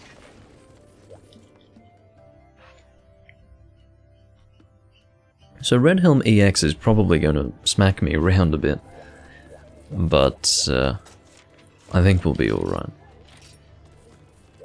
Hopefully. The reason why I say he might smack me around is because I haven't fought him too much. And so, when you're going up against EX, the idea is to be very familiar with the monster's moves, because there is less margin for error against an EX. But because I don't know his moves really well, I might take a hit, and if I take a hit, that means I die. So, I'll do what I can, but... Oh, Moxie and Insurance, that's really good. Doesn't get better than that. Why is Yuna sending me a friend request? Whatever. Could be a Twitch viewer. But, yeah, if I don't know you, I won't accept friend requests.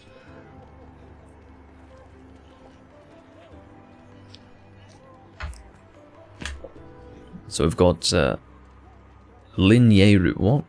P1, go. Are you kidding me, Yuna? Unbelievable. I had only readied up for the best part of 3 seconds. Look at this, is unbelievable. Keeping in mind, guys, I had readied up for about 3 seconds, and Yuna is like, P1, go, waits an additional 5 seconds, and then has question marks.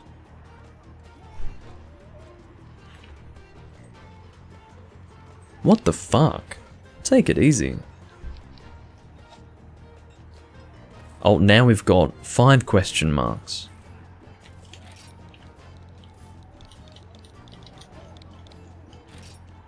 Relax.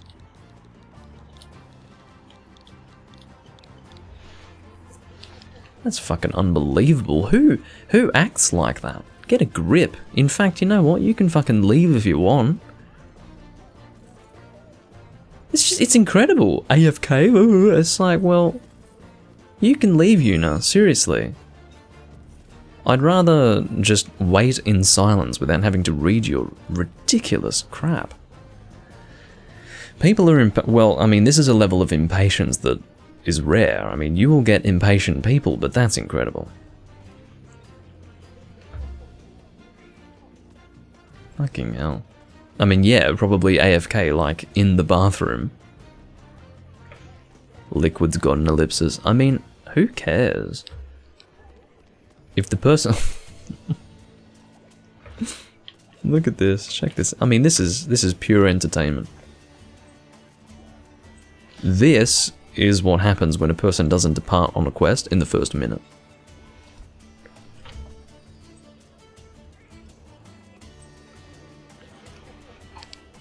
Play Monster Hunter also AFK lol. How about this? You are an idiot.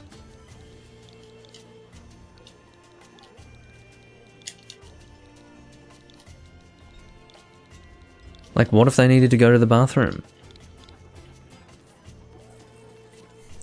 so fucking... It's unbelievable. I mean, if the person's actually gone AFK for 10 minutes, yeah, that's bad. But you don't assume that. You don't assume that. Just say, me? Yeah, of course you. You fucking fool, you invalid. Get a grip. The person's been AFK for 2 minutes and you're freaking out like, oh, you're playing Monster Hunter but you're also AFK. Boo fucking who. Oh, get out the bloody violin. I just can't believe this behaviour. It's juvenile and pathetic. And it bothers me. Now, if Lin Yeru is actually AFK for another 5 minutes or whatever the hell, then yeah, I'm not a fan of that, but Liquid's gonna leave because Liquid doesn't want to wait. Watch. Because I saw Liquid going to the quest board before. Look, Lin Yeru is back. Not a big fucking deal. Not something to go and throw a goddamn tantrum over, Yuna. Liquid left by turning off their switch. Didn't even want to find another room, just turns off their switch. Oh, maybe it was... No, don't think that person was kicked. If anyone was to be kicked, it should have been Yuna, so... I do hope you didn't kick that person, Lin, because... You kicked the wrong person, but assuming they weren't kicked, they turned off their switch in rage, despite the fact that Lin had returned. Now Lin is just waiting for Yuna to fucking ready up. Yuna, the one who was complaining about not departing, is not readied up themselves, and is therefore preventing the departure. But again, I don't know if we would want a 3-man. What a dysfunctional fucking situation. I would guarantee that Liquid turned off their switch. I'd guarantee it. Because I don't think Lin would have kicked that person. If Lin was going to kick anyone, it would have been Yuna. I just can't believe it. Yeah, Yuna AFK. I think, she now wants to wait for a fourth, but... Yeah. I can't believe it.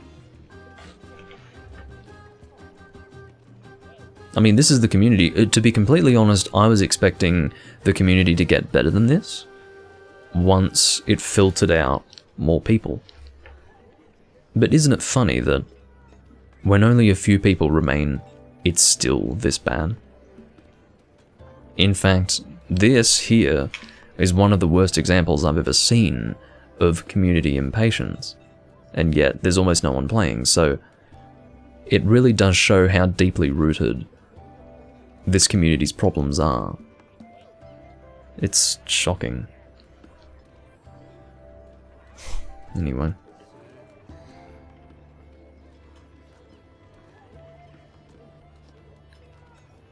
Yuna, whether or not you wait for 4 people is in your hands. If you are so fucking impatient, then you can ready up right now and we'll 3-man, I don't care. I really don't care. Are you seriously doing this, Yuna? You are a miserable sack of shit of a human being. That's what you are. You are a miserable sack of shit. You, along with that Liquid person, are retarded. And now I'm 2-manning a fucking Red Helm EX. Great. What joy. What joy.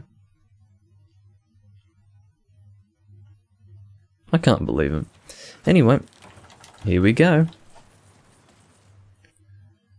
I mean, this person's probably expecting that we'll be fine in this quest because I'm huntering 700 or whatever, but I'm not necessarily prepared for a 2-man EX. And what I mean by that is that I might not have the ammunition for this. Oh no, bad start! Oh!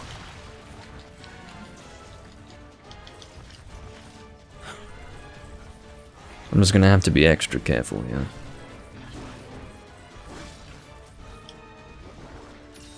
If he goes for me again, can you leave me alone?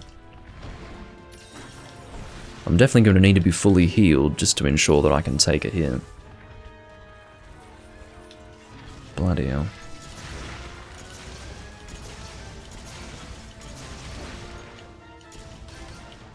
I have to really carefully choose the moment in which I reload. Because if I'm stationary and unable to maneuver myself, and he comes in for an attack, there's not much I can do. I'm just gonna fucking pray that... Well, look, two-man is just not gonna work so well.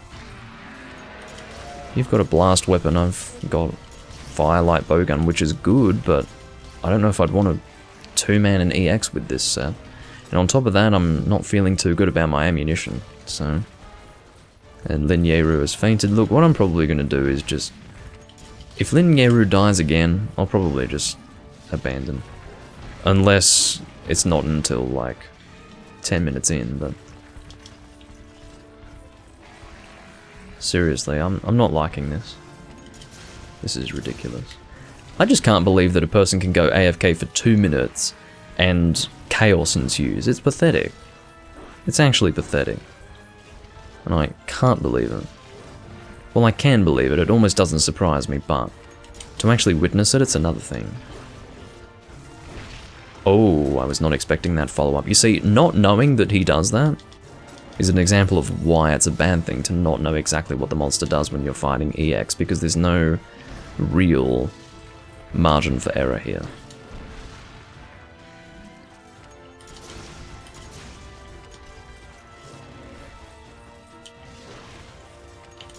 I agree, it is a shit show. It is absolutely a shit show, and I'm one of the characters in the shit show right now, and it's not fun.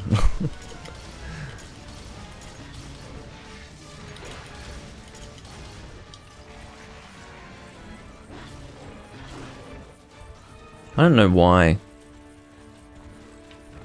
this Lin person didn't just wait for 3 people at that point. I mean, either you don't depart or you wait for 3. I don't know why you're so desperate to hunt that you would be willing to two-man an EX. Again, probably just putting more confidence in my huntering than is appropriate, because I mean, this set, good set, yeah, but not necessarily for two-manning an EX. It's not meta. I don't even know what the... I don't know how elementally weak this monster is. So it might not be appropriate at all.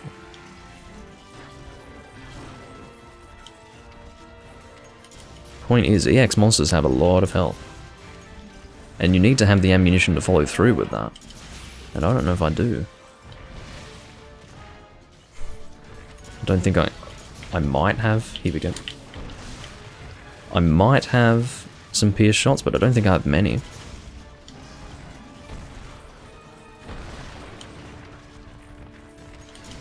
Shit.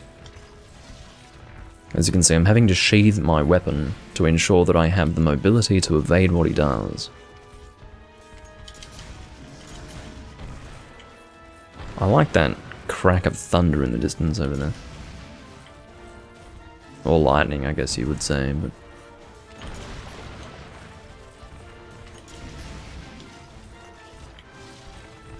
I mean, it would be nice if it were a little animated, but it is still nice. You know what, I'm not even seeing Lin hitting this monster all that much. Which is not good. That's not good at all. And it's not that I blame Lin for it, because Arzuros is moving a lot. But it does not bode well for a two-man hunt if one of the 2 people doesn't have high DPS. Means we're going to be here forever. Praying for success, because the longer this takes, the worse it's going to be if we fail. Because it will have just been more wasted time. What have we got for ammo? I've got a bit of Pierce 2. Well, actually, almost all Pierce... Well, you know. Most of my Pierce 2. I'm two-manning an EX hunt right now, Vernon. Not because I wanted to, but because Lin decided to depart with 2. I had readied up, expecting for a 3rd to ready up, and they left instead, and then Lin just fucking departed. Yeah, it's a bad kind of comedy, though.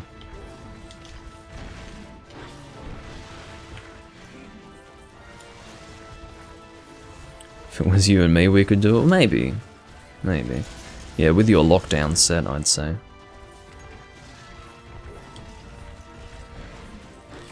Lynn, for fuck's sake. I'm really on the edge right now.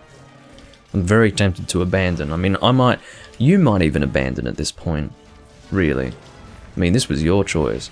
I feel for you as far as the community sucking so hard that you can't even go AFK for 2 minutes when you're hosting a room, but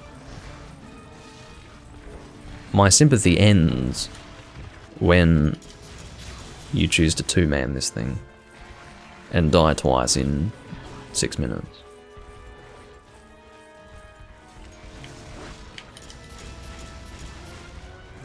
Please, Lynn. You see, like, all I see here is lost DPS. And we both need high DPS for this, if we're two-manning, so... You say it's just a red helm, but it's more a matter of health than how difficult a hunt it is. Oh my god.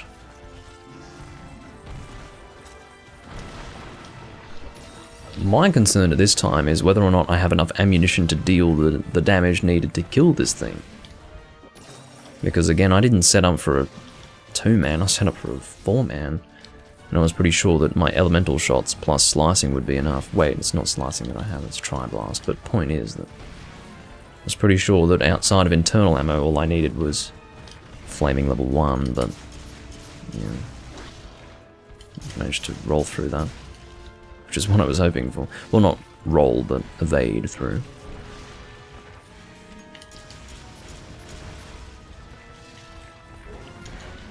I do not like the fact that there is a wait period on account of recoil with rapid fire on this bowgun. Not a fan. It's very awkward for this hunt. Puts me in a vulnerable position.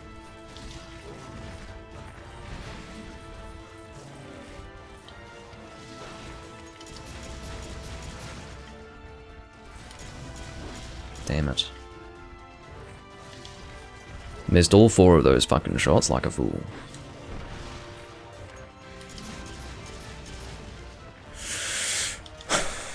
Anyway. Just sheathing again to ensure that I have to take the hit at that point. You see, the reason why I took that hit was because my fucking bowgun is not rapid firing appropriately for this hunt. I have too great a vulnerability period for this hunt when I'm rapid firing, but this is my damage output. I have to do this, so it is what it is.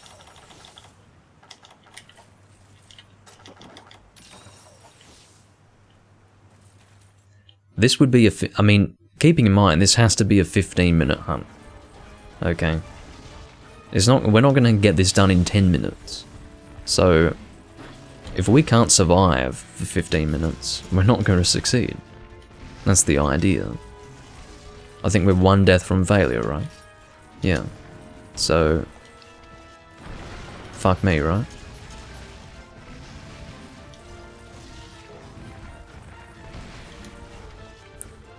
What a ridiculous situation.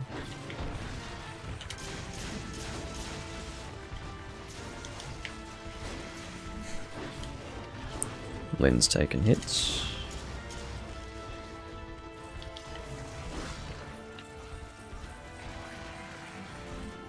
As much as I need this rapid fire to maintain ammunition,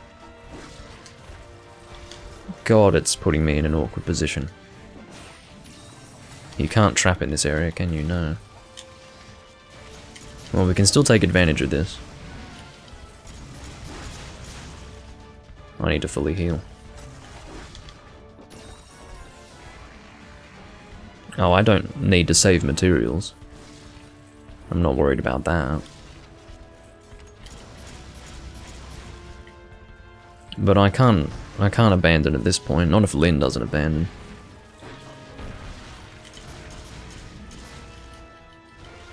Just look at that terrible wait time on that recoil. It's just awful. I'm just hip firing here for best DPS, because obviously if you hip fire instead of aiming down the sight, you can actually get the shots off faster, technically. And sometimes you need to take advantage of the opportunities that you're presented.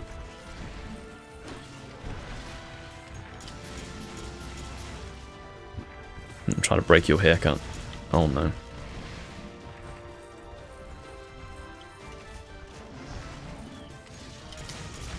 Oh no.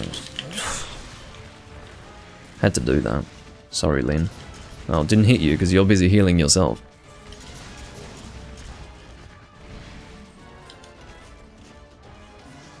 The reload time isn't too bad with this shot type, but the recoil is not okay.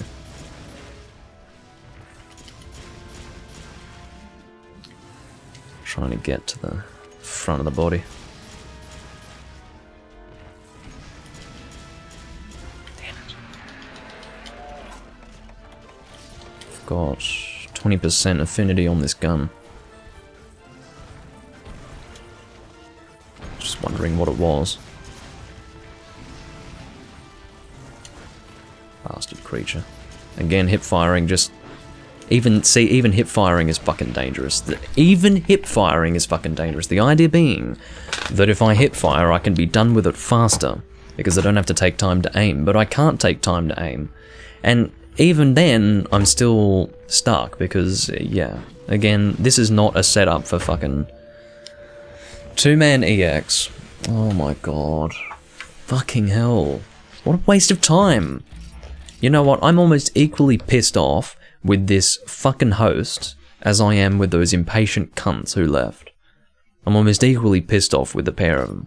And then you left in fucking disgrace. Fuck you, Lynn. And fuck the group that I was in here before. Fools.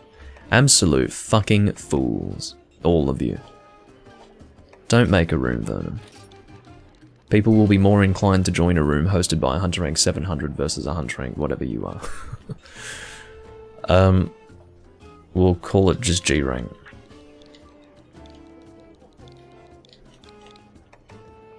God, I'm fucking annoyed. What a waste of my time. I should have just fucking abandoned when Lynn died twice. Would have been better.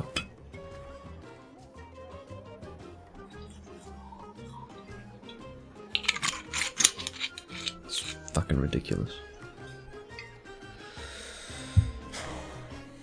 Anyway.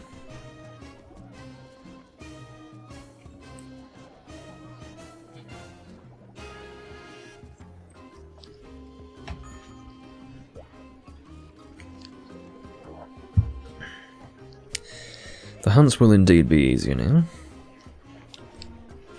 But Red Helm Azarus isn't necessarily hard on his own, it's just too many, it is a fucking ridiculous ask. Particularly with that setup that I have.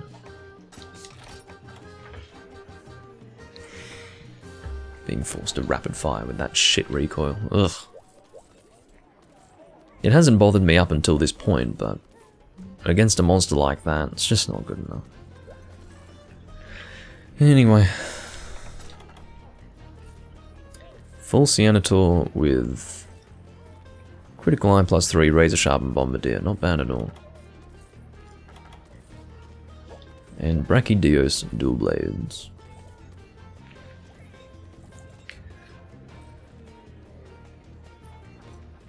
What's our first quest?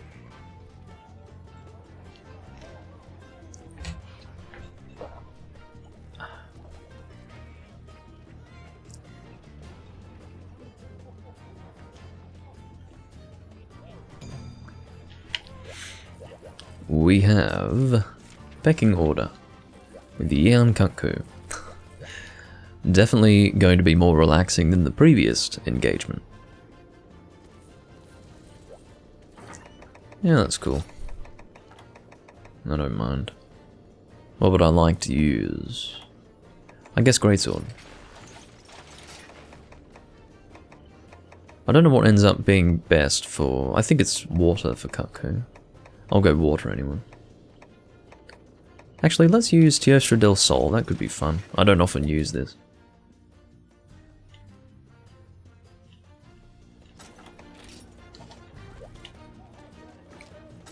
Oh, goodness.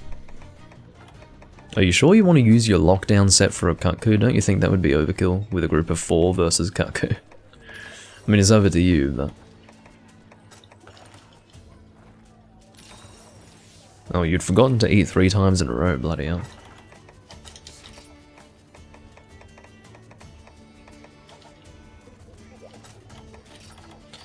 Alright, should be ready to go. Oh, helps to join the quest. That's what I hear. I heard it along the grapevine, that it helps to join a quest if you intend to depart. Sia is using the Atulkar light bowgun, which is a weird one because you need to use, like, the add skills, in other words, PS plus, normal plus, to really get good ammunition for that gun. It could be a good gun provided you have the appropriate set for it, but interestingly I never see people use it. And I think I can imagine why. It's because you actually have to take steps to make it viable. And the whole idea of Atulkar is that it's low effort for a pretty good damage output result. So it doesn't surprise me at all that people wouldn't use the light bowgun for that reason. How did that still hit me? That's unbelievable. Was it really... I mean, that's what I call a lingering fucking hitbox. I mean, that's more than lingering. That was ridiculous. It was a fireball, and I'd missed the fireball entirely, and it still fucking hit me. That's just ridiculous. Doubling down on, not slime, but rather blast here. Because Phantom and I are running blast. But I just wanted to use something a little different to the norm. Good old Teostra del Sol.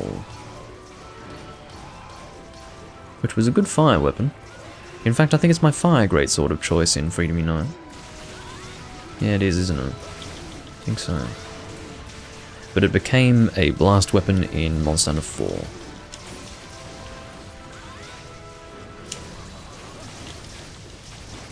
You're not going to last very long, Kutku. Oh my god. See what I mean when I say overkill? In fact, I would argue that this isn't much of a hunting experience for Phantom. Just a regular 4-man wouldn't be much of a hunting experience, but constant lockdown? It's more like a tour than a hunt.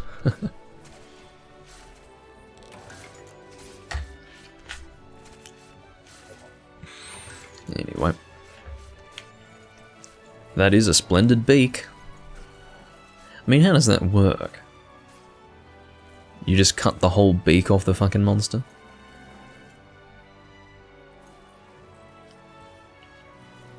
Anyway.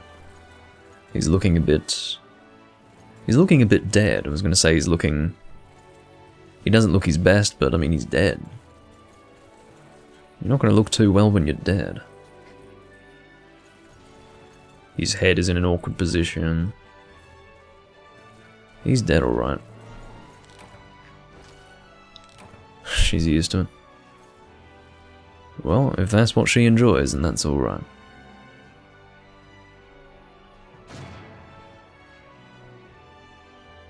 But I suppose we're just working through key quests at the moment. I don't even remember what the key quests are.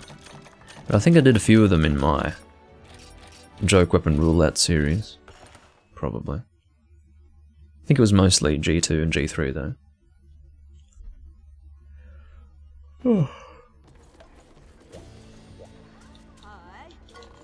I'll stop talking to her. This is weird. This is twice in one recording where I've talked to the arena woman instead of interacting with my box. I don't know how this has happened, but this is new for me.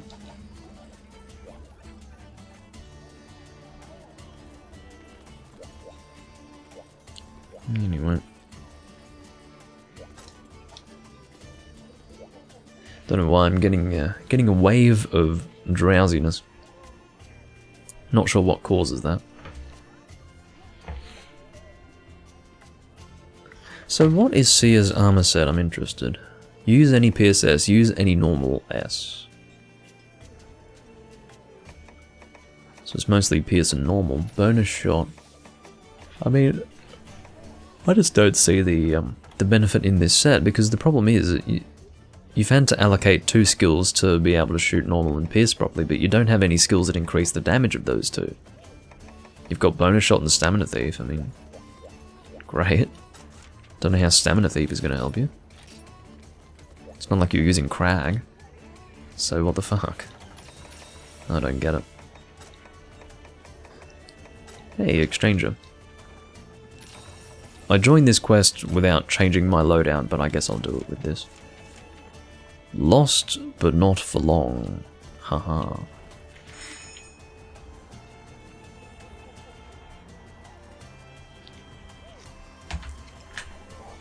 Let's find our friend Mr. Gypsaros. From Katku to Gypsaros is like we're playing in 1st gen. Should have brought my Toyohisa sword for the occasion. Oh, we're both using Teostra weapons. So we've got 3 people with blast. Fucking hell. I love the Teostra sword and shield. I don't have it in this game, but I do have it in 4 Ultimate. It's really nice. I love the design, I love its stats, it's just really clean. But yeah, I definitely should have changed weapons, but it's not a big deal.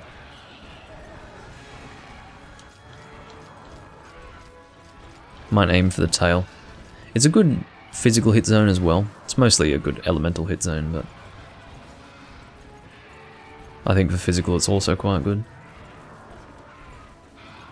Of course it would be on that side.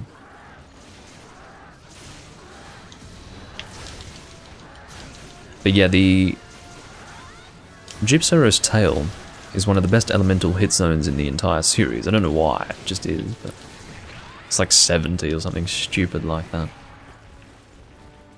Might be 60 in this game, but it was 70 in the old games, which is unreasonable for anyone who knows hit zones.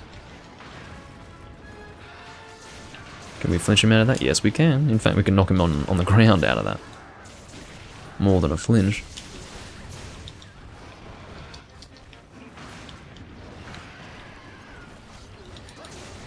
Okay. Could have done a follow-up swing there, but I wanted to get moving instead. I chose mobility over damage in that moment. Let's go Moonbreaker. There we go. And that's what I call an opportunity.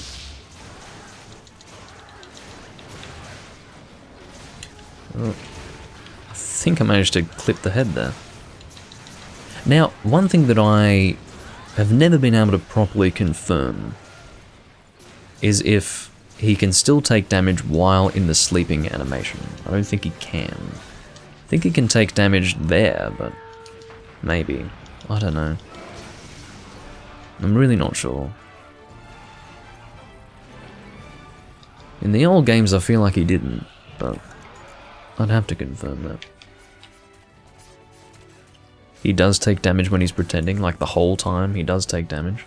I wonder if it was always that way. Yeah. I don't know if it was that way in 1st and 2nd. It would make sense to me that he'd take damage in this game, because they do try to streamline certain things, not like actual streamlining as you would identify it in Monster Hunter Rise, but they do try to, when they bring older monsters back, make them a little cleaner. For example, Kezu actually sees you now, so you can dive through his attacks, whereas in the older games you couldn't dive because he technically didn't see you. Lao Shan Lung is a bit of a cleaner hunt. Still pretty bad, but cleaner. Things like that.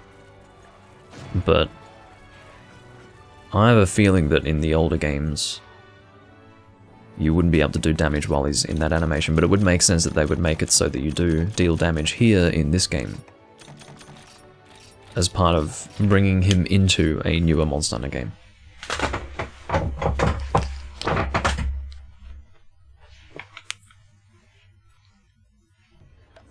Oh, I see. he has a threshold, so he can't actually be killed in that animation, but he does have a 1 HP threshold there. You're telling me to bring thunder? Okay. Well, if you say so. The thing is, I'd like to know the monster because I want to know what weapon type would be appropriate for it.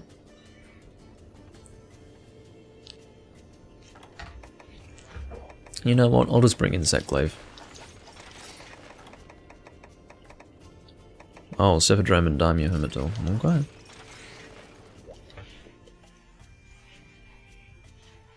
Fun hunt. We're really hunting all the old school monsters, although Daimyo Humator is a DOS monster, so... I suppose we're not doing first gen anymore, technically. We're on to second gen now. I'm really losing natural light outside. Surprise! Which is the quest name.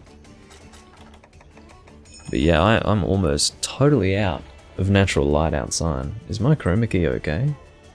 It is. But, God, it's fucking dark out there. I might still be getting something in the way of natural lighting, otherwise I really would be having chroma key issues, but I don't see much.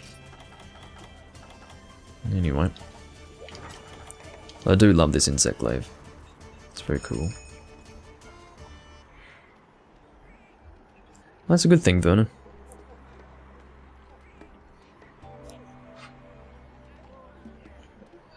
I feel that it's less fun when you completely decimate the monsters. I like killing them quickly, but completely decimating them is a bit too much.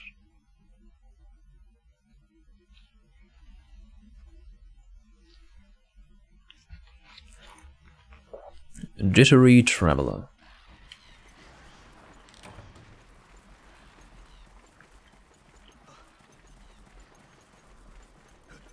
Oh, okay. We can start with Daimyo Humator, good idea. In fact, that would make a lot of sense if I'm right here.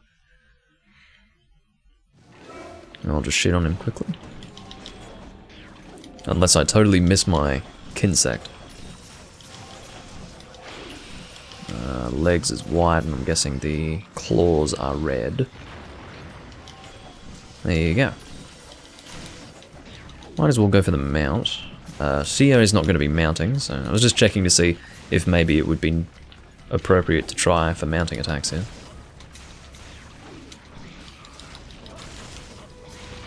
There we go. 3 mounting attacks with Mounting Master on the first mount. And then after that's probably like 10 or something stupid like that. Should be able to knock you down here. There we go. Now, it's interesting to see a gunner shooting during a mount. I just wouldn't do it because it's a waste of ammo. You're not actually dealing damage. I mean, if you were using a Blade Master weapon, maybe it's okay. I still don't do it because I out of habit do not attack during mounts, and also I don't like being hit by mounting monsters, but the point is that if you're using something expendable, like ammo, I just don't like shooting it when I'm not dealing any damage at all. Oh, that's not good. I got stuck in a combo there. I was not foolishly attacking nothing there. I was at the mercy of the combo of the weapon. Let's get that claw. May as well.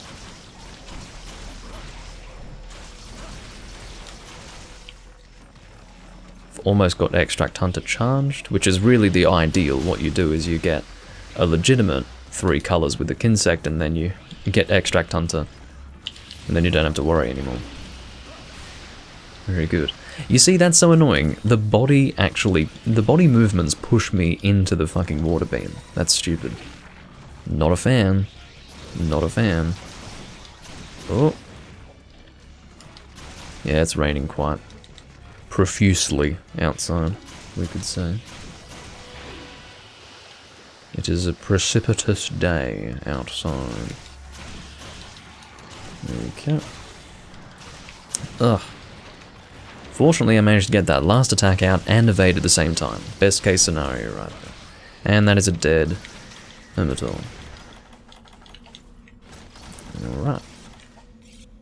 Now, unfortunately, I'm not going to be able to get Extract Hunter charged up again before I engage Cephadrome with my Insect Glaive. So, in other words, it'll probably, like, I'll lose my 3 colours by the time I engage Cephadrome again. Or engage another monster again. Won't be engaging Cephadrome again, I haven't fought Cephadrome yet.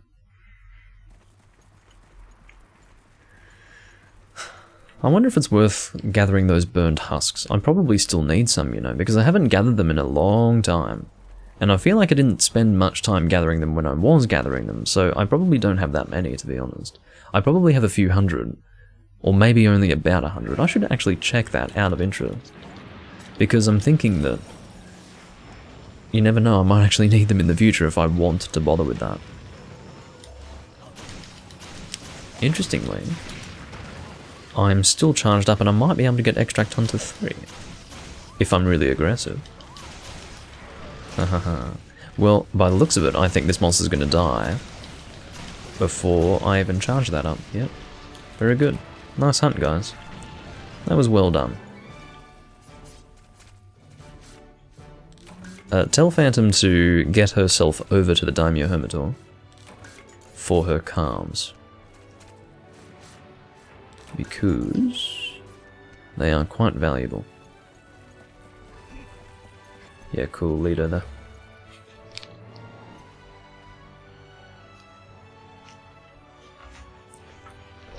Alrighty.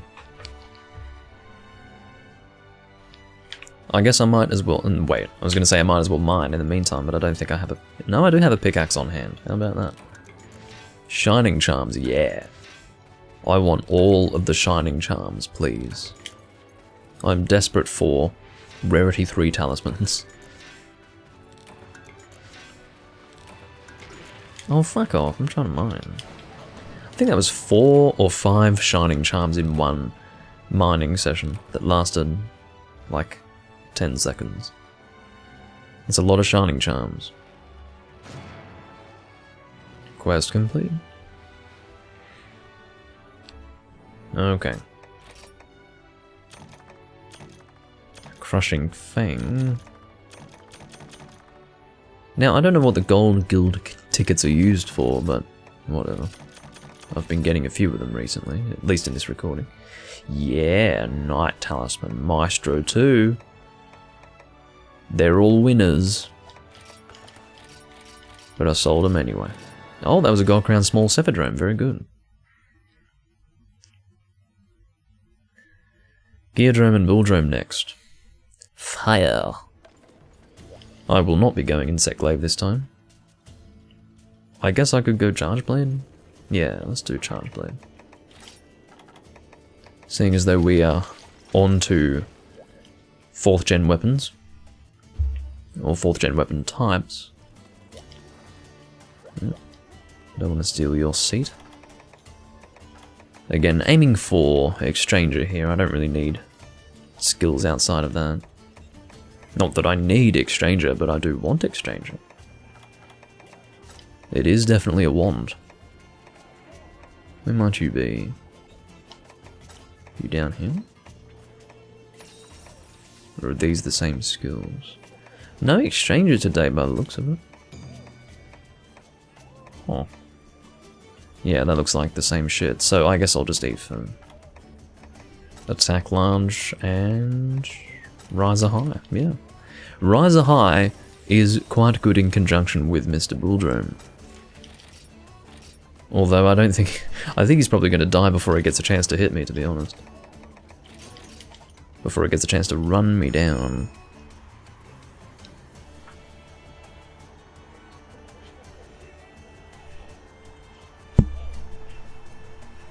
Ugh. Shia is possibly getting ready. I don't know, I feel like that's...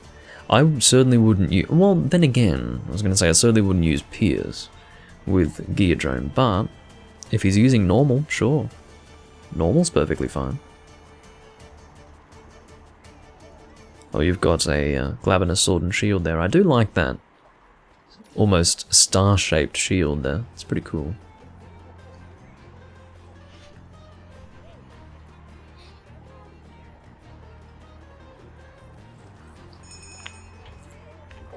I wouldn't go with a Glavenus Sword and Shield myself, but it's definitely more enjoyable to make versus, say, Gold Raytheon. Because I do have the Gold Raytheon Sword and Shield in this game, and by God.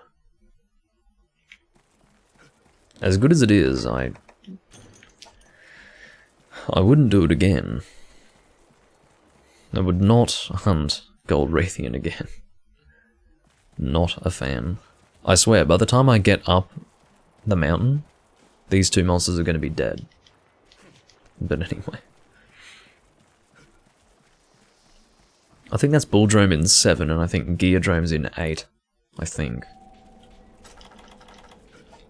That's what my spidey senses are telling me anyway.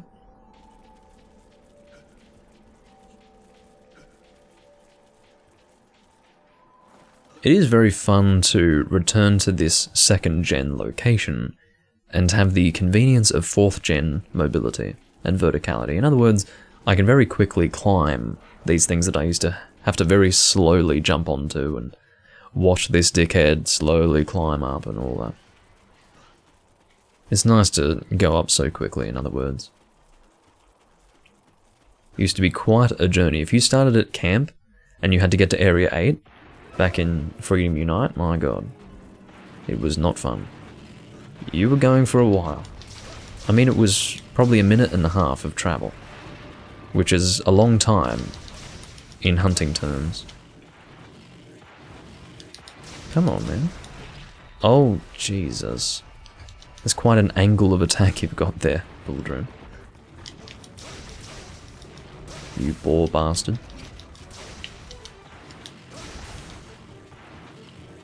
Alright, I'd better get out of the way of this. Whoa, I can barely keep track of you.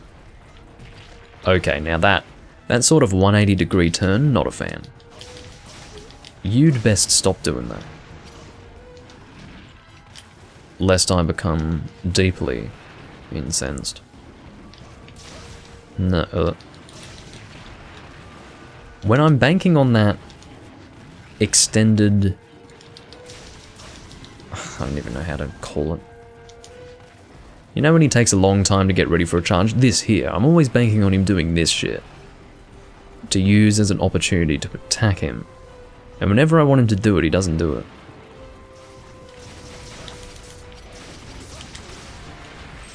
Mounting the Bulldrome. Great. Oh, never mind. He just got knocked down, actually. That's a mount. Mounting the Bulldrome. Great.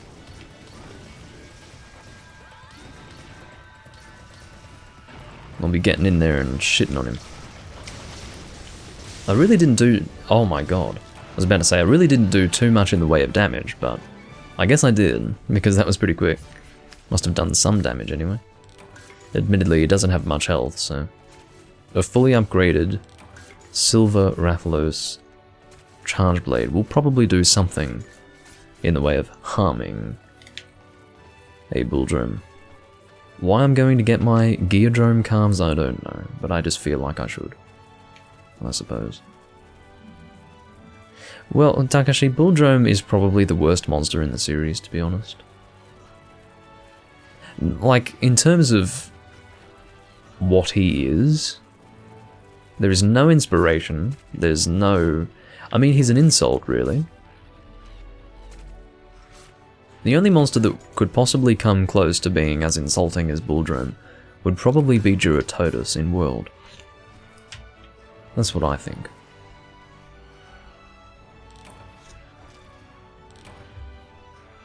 Well, King Sharkalaka's kind of cool. I don't mind him. Vespoid Queen's pretty shit, though. I'd say, yeah, that's true. That's the trifecta. Bulldrome, Vespoid Queen, and Duratotus. That's the triarchy of shit. Without a doubt.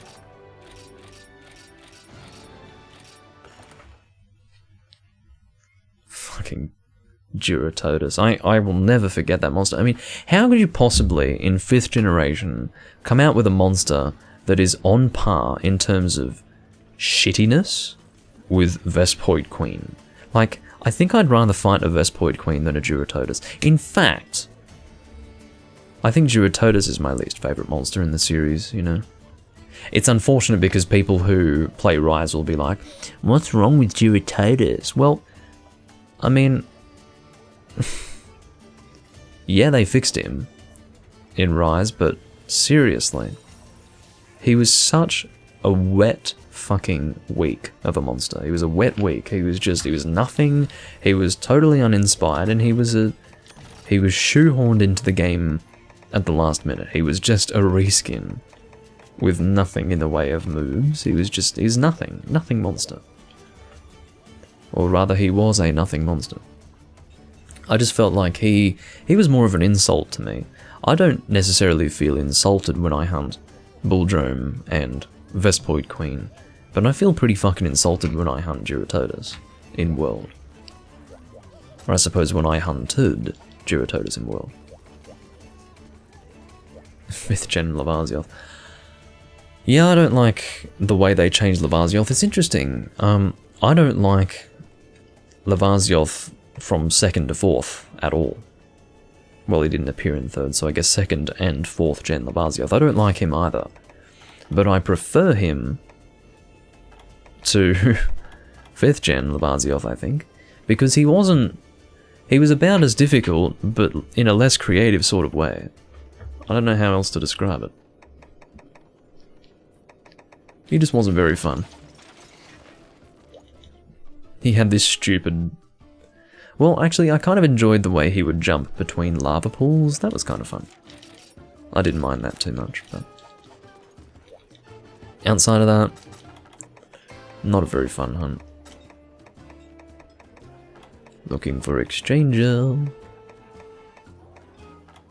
Come on, baby.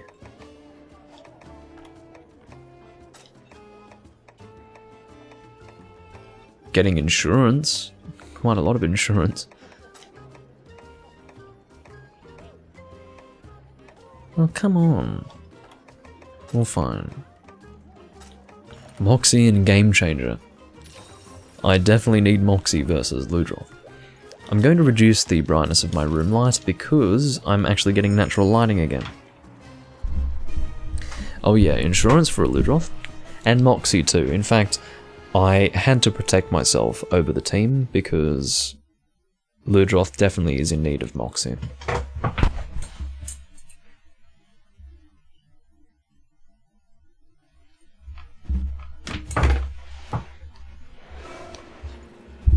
Hey.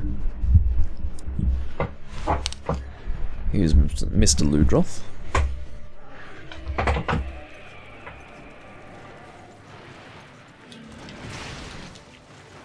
Let's see where my colours are going to be. I wonder if the mane and the head are different. Trying to get this tail. Is the tail going to be green? The tail might be green. Sometimes you get that. No. I think the head and the mane are different. Yeah, looks like it. Anyway. I'll leave the mounting to you, and I will deal damage instead of mounting. Mounting attacks are good in the sense that aerial damage, in terms of motion value, is quite good, but still. I feel like I can get a full combo out much, and ultimately get better DPS out, if I don't do mounting attacks here. So you wouldn't be foregoing much damage by doing aerial attacks with an Insect Glaive without a mount result, but I think if you have all three colours, it would be better to commit to a full combo for damage.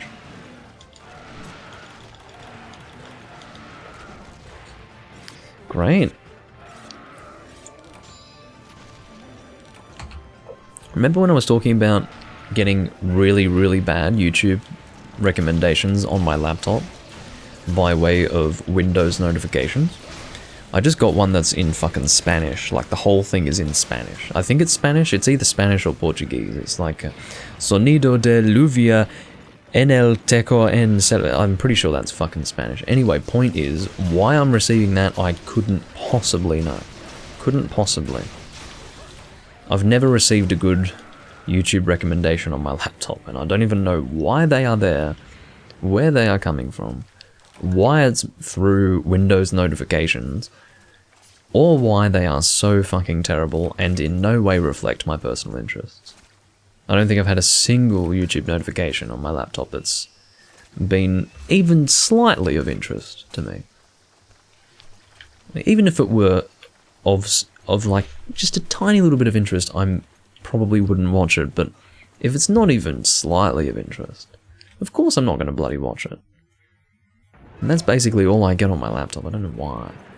I would turn it off, but I'm almost entertained by it at this point. So, there you go.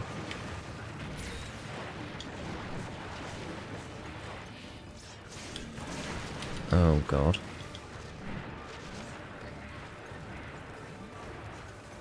Most of the ads you get on YouTube are French. What the hell? Well.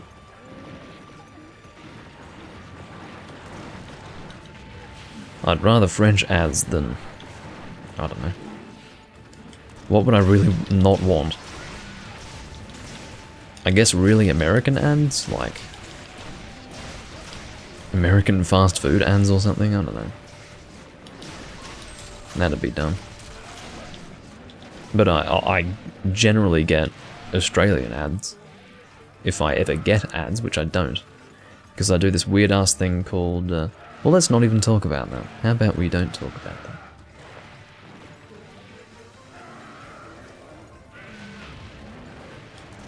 Ludroth is screaming. Rightly so, because... he's got Vernon mounting him. I'd be screaming if Vernon was mounting me. In more ways than one.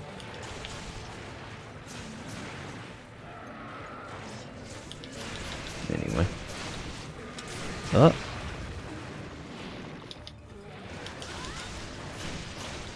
I'd kind of like to cut that tail. There's something about the Ludroth tail. It's so juicy looking. It's this fat thing. And I just love to try to cut that. Yeah, that's good to know, Vernon.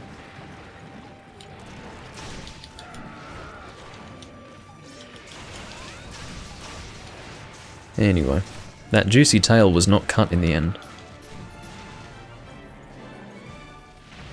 Look how juicy it is though, it's so fat. The thing is, it doesn't get cut there, I realise that, but hitting that fat part does contribute to the tail cut. So, yeah, I don't know. I'm gonna get this fucking Spanish notification off my damn screen. Getting sick of looking at it, honestly.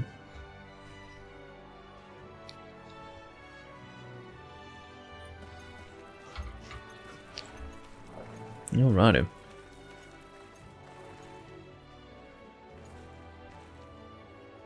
By being crushed, I see.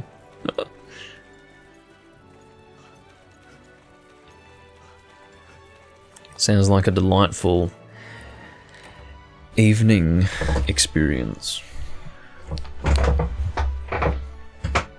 Hello, my dear. Would you like to be crushed tonight?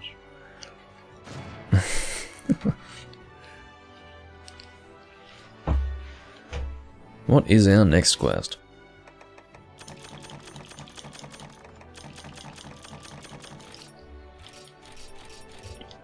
I'm enjoying these hunts, honestly. It's very laid back, very easy.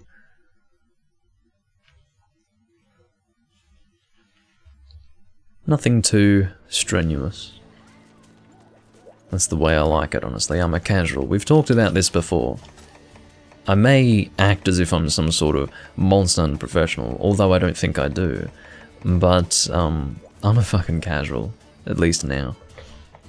I prefer relaxation. That's what I like. Although, I do still prefer G-rank hunts. I wouldn't go for a high rank hunt. That's not my thing. Oh. That's the Shining Wyvern Zenith. It's interesting to see that in this game. That was the best raw sword and shield in Freedom 1. And Mulsanna G to my understanding. Dirty deals. We'll go fire again, but... Not sure what weapon I'd like to use. Let's use sword and shield, actually. Good idea.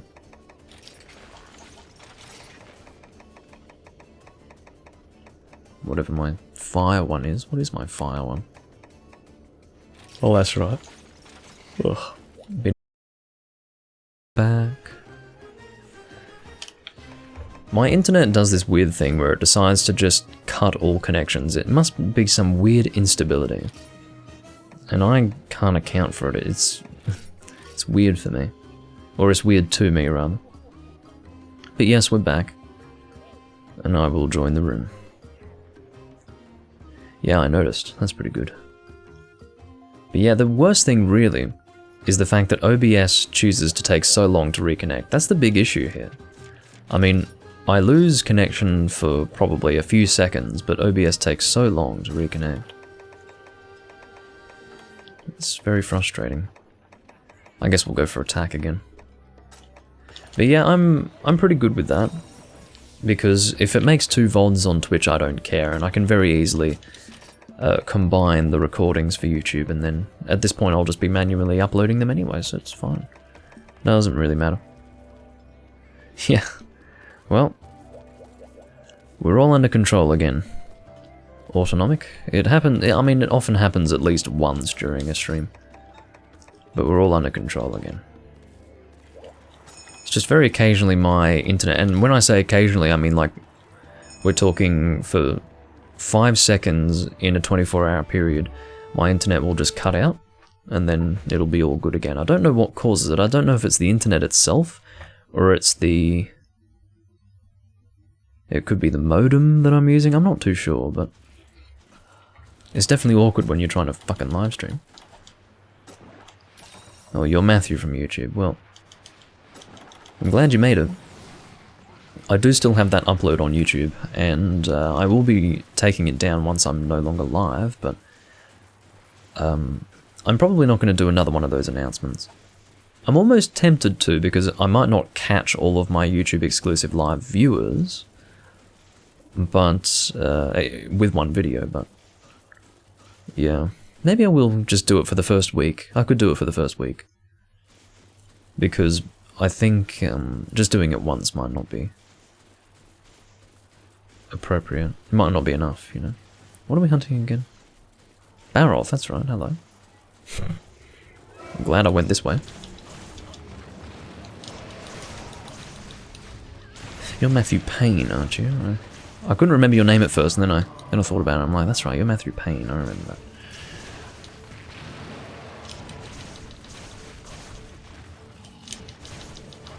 Funny that that was sitting there in my memory somewhere.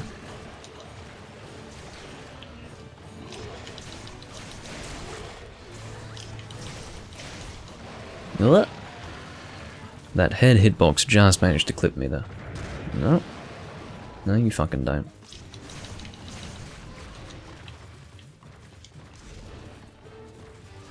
Oh god. I don't like it when he changes directions rapidly like that.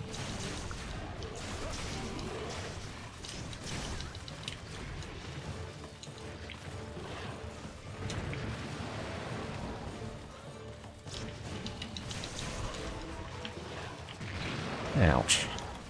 Now, aiming for the front claws with a fire weapon when the mud is broken off them is very good. That's the best damage you can deal with a Blade Master weapon. Most certainly. That's a good mount, right in the middle of a charging attack from the Baroth.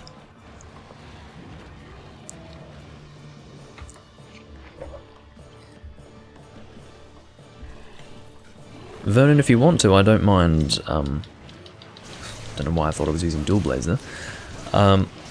If you want to, we can try to upgrade Phantom's weapon. I mean, admittedly it's not necessary given our current team, but I feel it would be better for her if she felt like she was doing more damage. Because at the moment she's not really contributing all that much. And for me as a hunter, I always want to feel like I'm contributing.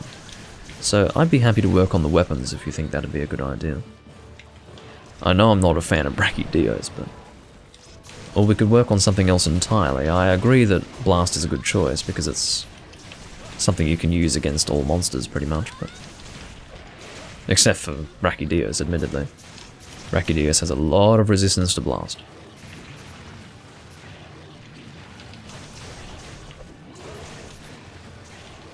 Let's use Chaos Oil. Oh, I just got fucking hit out of doing it. Oh, it's not a big deal, it's only a barrel. Cockatoo just flew over, actually, and went... It sounded nothing like that. That was my attempt at imitating. But anyway. It made a noise and you might have heard it, so I'm just accounting for that. God, you are so out of critical distance, Sia. You poor bastard. You're shooting normal shots. So far out of critical distance. I mean, right now, you're kind of okay. You're still a little bit out, but back there, that was just bad. That was really bad. Poor bastard. Well, he used the evasion maneuver. Whatever it's called. I was only using it a few hunts ago and I've already forgotten it. Now I did that to avoid getting flinched there. Oh, that was good. Got the final hit on the claws. That's very nice. Nice work. Very nice work. My pet peeve is failing a one zone with a weak monster. I hate that.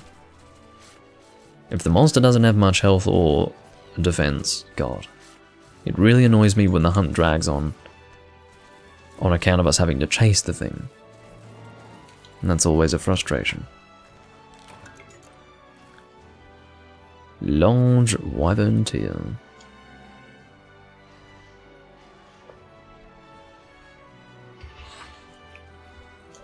Might check my emails.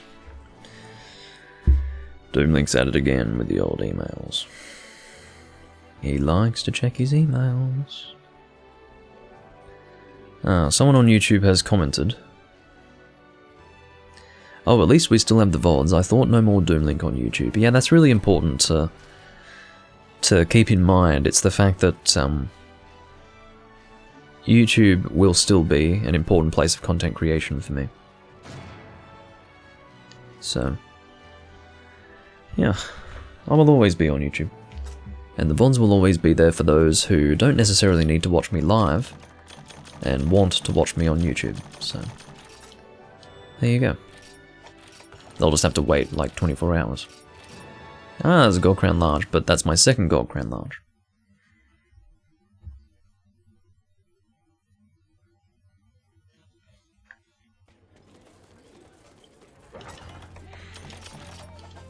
Oh, goodness me.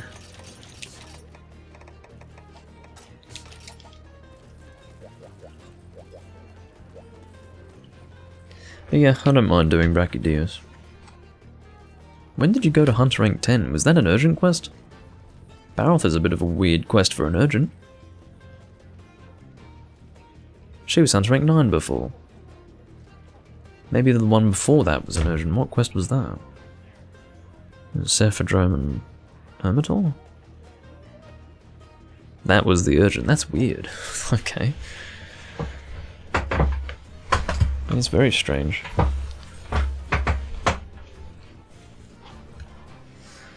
Well, I guess Barrel is considered a difficult hunt for tier 1, even in this game. That's a weird thought. Whatever. Hello, Ralpha. Welcome. I think we're about to do some Brachydios, that is assuming Phantom is going to be upgrading her dual blades. As opposed to just making something else. But making something else is probably a bad idea because then we'd be doing low rank through high rank and then G rank for that, so... yeah, I think Brachydios would be the ideal choice.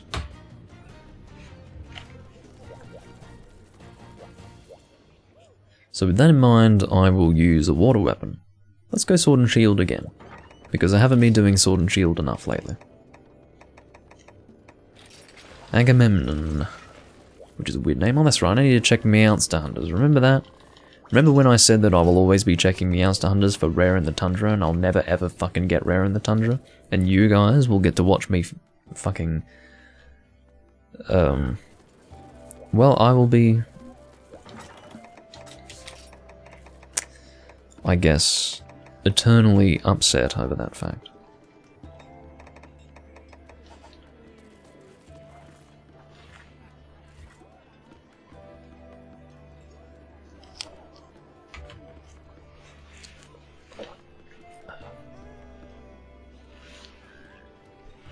We are doing Brachydio's, are we not?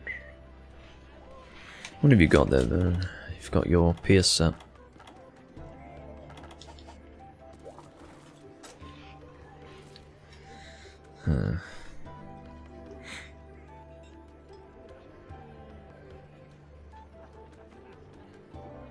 I need a, it's like Toxic Kumori, something like that. If it's not that, then it's one of those sorts of drops.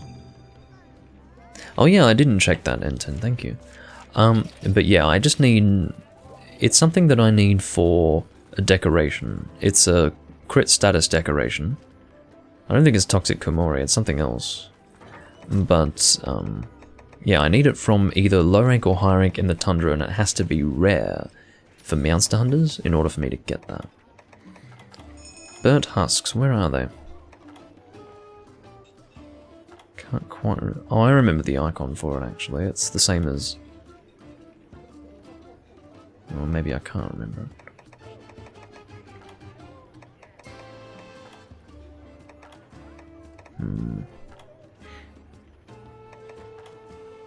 Is it the same as Huskberry? Or is it the same at... No, it's the same as like a carapace, sort of. It's like this. It looks like this. Shell, carapace, and cortex. Where are they? I could always be going past them. I think they'd be closer to the front.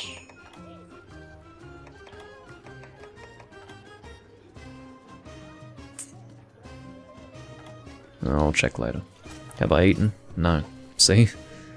Need to be eating and then departing. Don't have time to look for burnt husks right now, apparently. Or so I say, anyway. It's not like I've been pressured into departing as soon as possible. I would just prefer to do that. Come on, Exchanger! Exchanger!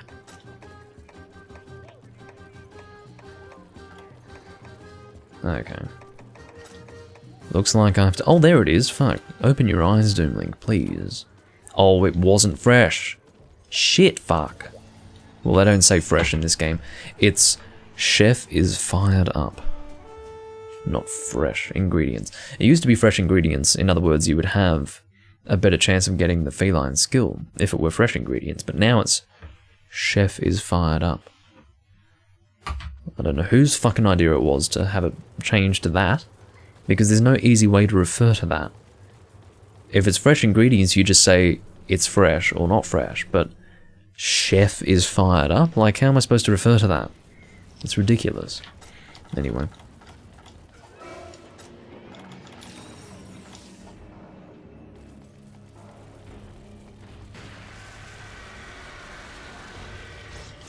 Anyway.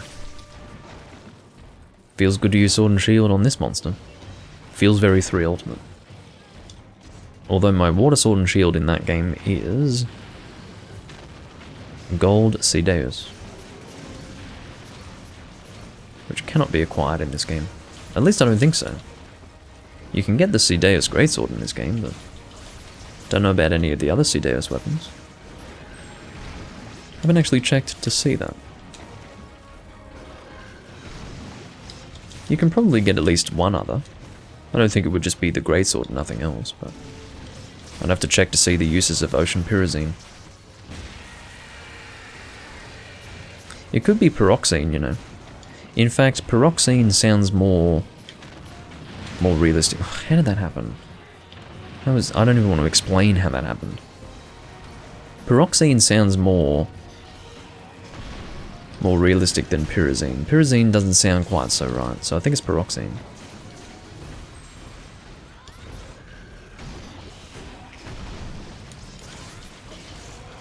Just sounds like more of an element, you see.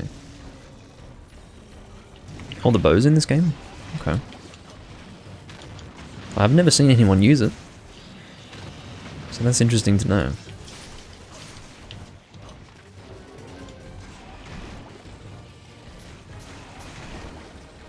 Oh, Sia is using whatever that is. It's not charge shot, is it? No. And it's not rapid fire rain, so what was that? Maybe it was charge shot. Like a rapid fire charge shot? That doesn't seem right to me. But rapid fire rain is more consistent than that. In other words, you shoot more than what he was shooting. That was a bit odd. Don't know what that was. Maybe it's a hunter art that I'm not familiar with. Oh dear.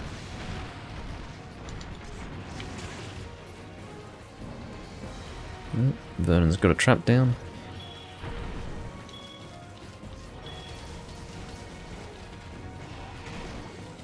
I'll probably do one more hunt after this. Because I'm getting peckish.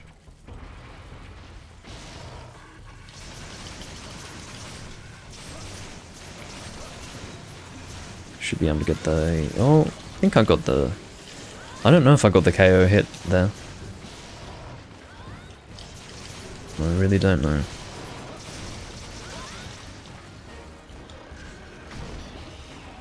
It's nice and rainy out there. Outside, that is to say. In real life. Not referring to the game. Referring to real life. I like the rain.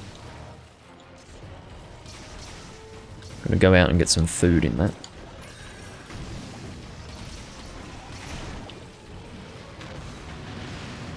There's something invigorating about the rain. I enjoy it. Most people agree. Almost indoors type people. There's people who love the sun, the beach, and all that fucking garbage. They generally don't like the rain. But you know, I would say more people have developed an appreciation for what can be done indoors since this whole COVID situation.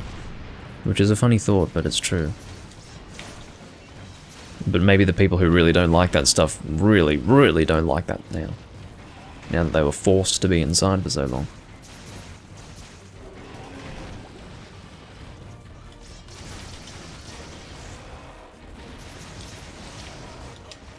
It was just really funny to see so many people not knowing what the fuck to do with themselves.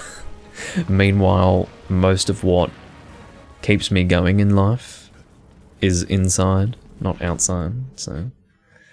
Yeah, it was kind of funny to see.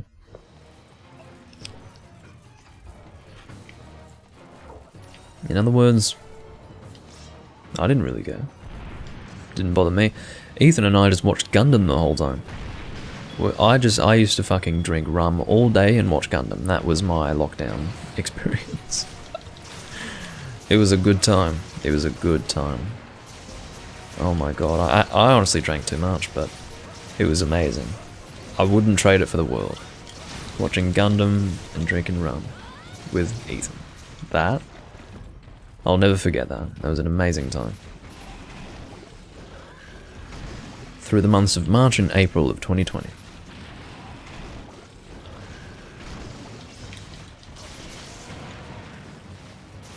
Let's get Chaos Oil going. And Sword Dance. And I believe Chaos Oil does still work in conjunction with Sword Dance, so...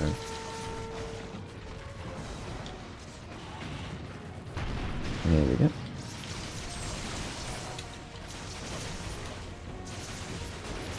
Yeah, we watched Gundam Wing, actually. We went through all of them, up to Gundam Wing. Although we did drop Victory Gundam because that was especially fucking awful. But we did Mobile Suit Gundam, Zeta, Double Zeta, Char's Counterattack, the OVAs like Stardust Memory and like the 85th team, whatever the fuck, can't remember the name of it now. Like the early 90s ones also, like those OVAs. We did War in the Pocket, which was like 89 or something. We did Victory Gundam, we did G-Fighter Gundam, we did Gundam Wing, and by the time we stopped, we were on Turn A Gundam. We even did the F91 movie, which was disgustingly terrible. The one with Seabook. He was I mean, that was such a bad movie. That was so bad. I don't know when I'll get around to watching that, Jenny. Which was my favourite? I struggle to say, but I feel that the original Gundam is the one that I liked the most. It had the most character for me. Zeta's obviously a close second. Zeta is so good. But I very much enjoyed the original Gundam. From 1979. It was a lovely show. And it had, it didn't pull any punches, you know. The way they killed off characters was like, hey, out you go. So, like, ultimate overkill killing off of characters too. It was really good. But, yeah, and it had such a good ending. The ending to the original Mobile Suit Gundam, so good. So good. But yeah, I had always meant to watch Gundam, always, and I had never gotten around to it. And Ethan was into Gundam, and I said to him when the lockdown first happened, I said, do you want to watch like all of Gundam with me? Like, we'll watch it. And he's like, yeah, let's do it. And we did it. Well, we didn't watch all of it. He ended up going back to work, and he hasn't had the drive to continue with Gundam since then. Sadly. I mean, I'd be totally down for it, but he's not really into it at the moment, but he insists that one day he will be ready to continue, at which point we will hopefully pick up Turn A Gundam again, and then we'll finally get to the more recent releases, such as Unicorn and all that. And I want to get to those, but I want to watch it with him. It's important for me that we watch it together. But anyway, I very much enjoyed myself. It was very good. Ethan didn't like War in the Pocket though, that was too sad for him. And it was sad, but... yeah, Stardust Memory was incredible. That was amazing. That was a piece of artwork, that thing. I almost rate that different, like, I wouldn't put that in the same dimension as the rest of the Gundam shows, because Stardust Memory, and also the, I don't know if it was 185th or 085th MS Team, it was the OVA from 95. That was also really well done, very well done. But Stardust Memory, that was clean. And the way they depicted space as well, the way they nailed the emptiness of space was incredible. That was absolute artwork.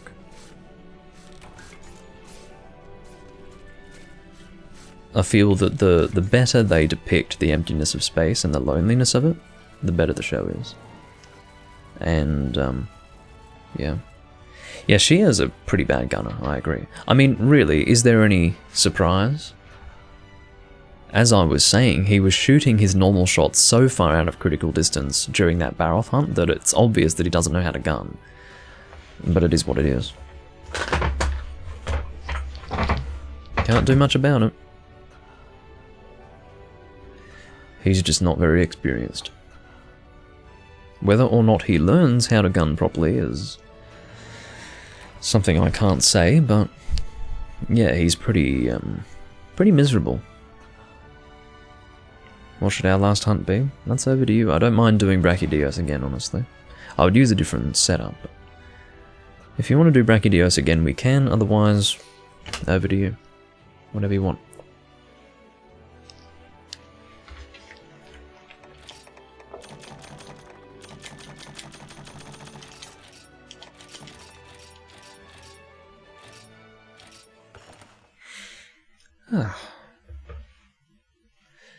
But yeah, that should get us to 3 hours. Not that I'm aiming for 3 hours, but I don't like to be at 2 hours and 40 minutes when I could instead be 3 hours, so things like that. It's just a weird preference of mine. If I'm close to 3 hours, I'd like to hit the 3 hour mark, you know. Hunter Teostra, we could do that. Do you take that recommendation, Vernon? I did see Sia or she, I don't know if I guess it's Sia. I saw him / her at the quest board, which is not a good start. Where are burnt husks? I bet they're here. Yeah, here they are. Okay, I've got 205. I don't have to worry about burnt husks, I don't think. Blunt bros? Oh, I'm not gonna go blunt. I don't think. I could. You know what? If you're going blunt greatsword, yeah, I'm gonna do it too. Let's do it. A Cantor Godsword. You know, a Cantor, it's the Cantor broadsword back in Freedom Unite, and it's turned into a bit of a meme on Hunsterverse. Lots of funny pictures of, like, God handing the a Cantor broadsword to the hand of man and things like that. Ah, I see. Let's do some Brachydios then. I'm cool with that. Blunt bros, as you say. Alright, looking for Exchanger once again. This time we're gonna fucking get it. Wait. The chef is fired up. Ladies and gentlemen, the chef is fired up, so I should be able to get it. Fucking unbelievable, the chef is fired up. I will never get over that. How can they possibly think that going from fresh ingredients to the chef is fired up is a good idea? I mean, fresh ingredients, yeah, that makes sense to me. It makes sense that better food would equal better chance for feline skills, because it's probably more nutritious, etc., etc. The chef is fired up is so abstract and so cobbled together, conceptually speaking, that it is nothing more than not just a step backwards, but a leap backwards. I don't know what they were thinking. What a joke. Well, I know why they keep messing with the food system, Enten. It's because they don't think that it's ever been good. I think if they had confidence in the system, they wouldn't fuck with it, but they don't have confidence in the system. They're always looking how to improve it. But every single one of their improvements doesn't stick. And it's because none of the improvements are good in their mind. So they keep fucking with it. If they thought they had something good, they'd stick with it. I don't think it's just because they want something different every game. Maybe I'm a bit too cynical to look at it that way. I think they just haven't been able to settle for something that's appropriate in their mind. I don't know if you can hear it, but the rain is going outside. It's going. Might be able to hear a little bit of it. Doomlink is channeling his inner Gordon Ramsay, indeed. What are some quotes that I can play? You donkey! What I love is that he... it's simple, but the way he calls people dickheads when they fuck up, like they have actually intentionally fucked up.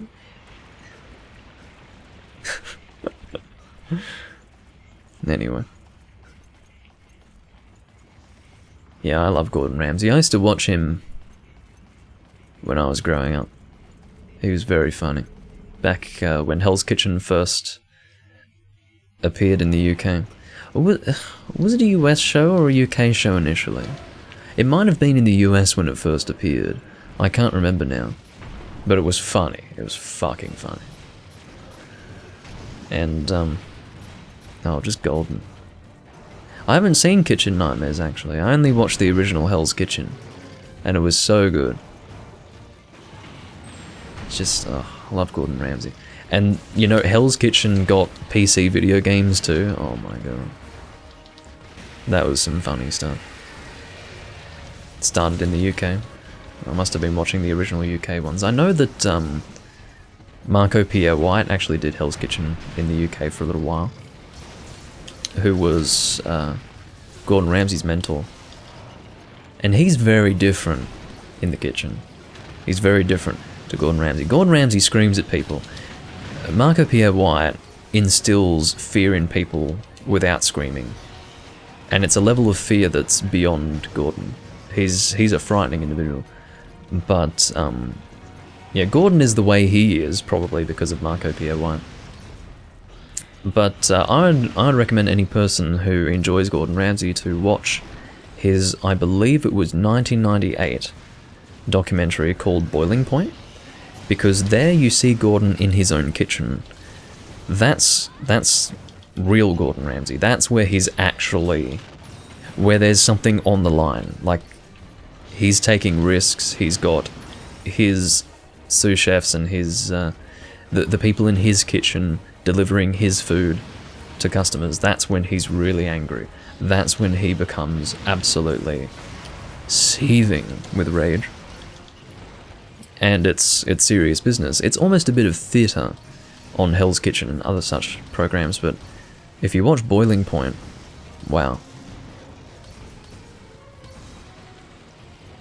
That's serious business. Hell's Kitchen Let's Play when, yeah, I mean, I was considering doing Hell's Kitchen. Like a recording of the Hell's Kitchen PC game. Just because it would be hilarious. A Let's Player I used to watch who's also Australian named Dishban actually did Hell's Kitchen, I think for his 2010 Christmas special. It's really funny. Oh god.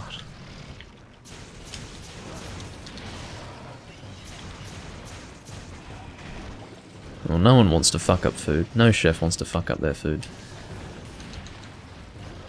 But yeah, Boiling Point is a great documentary. Really good.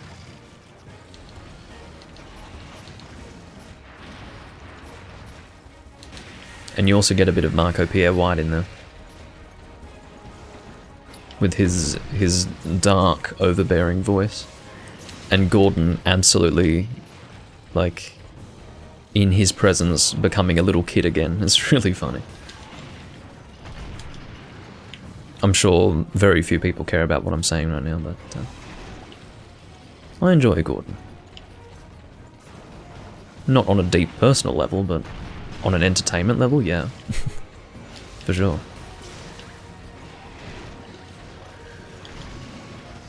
I haven't eaten at one of his restaurants, just because I don't like fine dining. I look for my stomach to be filled. And if you want that, it's probably not a good idea to go to a fine dining restaurant. Michelin-starred restaurants and such, because they usually give you small portions for ridiculous prices. So, well, not ridiculous on an objective level, it's what I view to be ridiculous, but for me, I value good portion sizes for what I'm spending. I'd rather something that's good, that is of a large portion, than something that's incredible, that is a small portion. You see.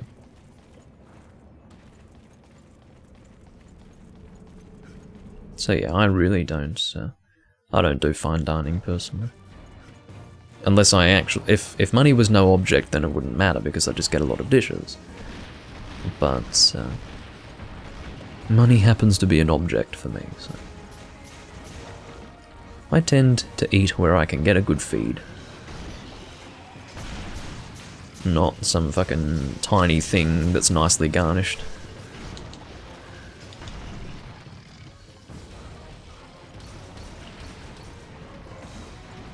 I don't do that shit.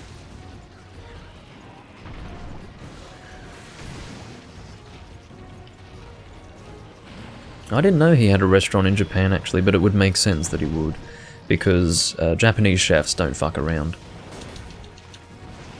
So, I'm not surprised that he has one over there.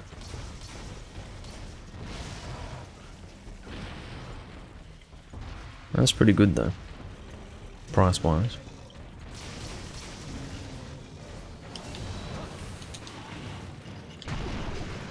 Yeah, I'm sure he would appreciate Japanese chefs because they're all about the perfection of presentation, which any high-level chef really appreciates because they're very particular about how something is presented. And in Japan, that's just their food culture, to present things beautifully and perfectly.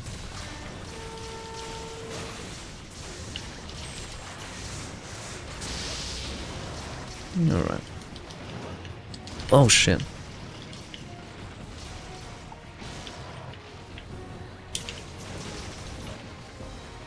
Wouldn't mind a limping fucking Brachydios at this point, but he apparently doesn't want to limp out.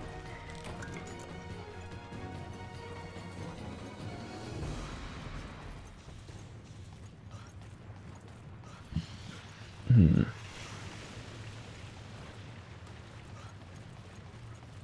least he's not going to Area 8.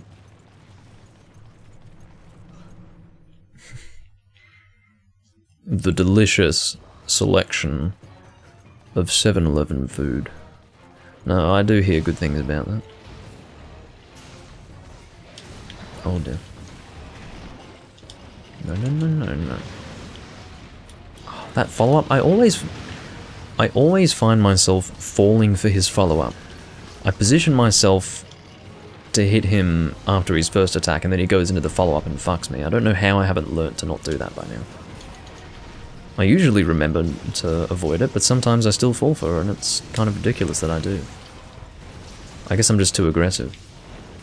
Probably depends on the weapon type too. With Greatsword you do have to be aggressive at times. You have to aggressively take your opportunities as they come, otherwise your DPS sucks. That's what Greatsword is.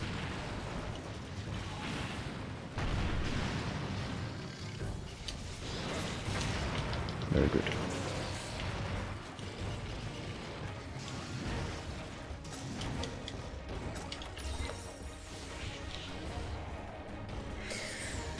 Alrighty. I'll be aiming for the head on this mount. Is he turning again? No, he's not. I'll be able to get in position for that face. There's a fucking Apsaros in the way.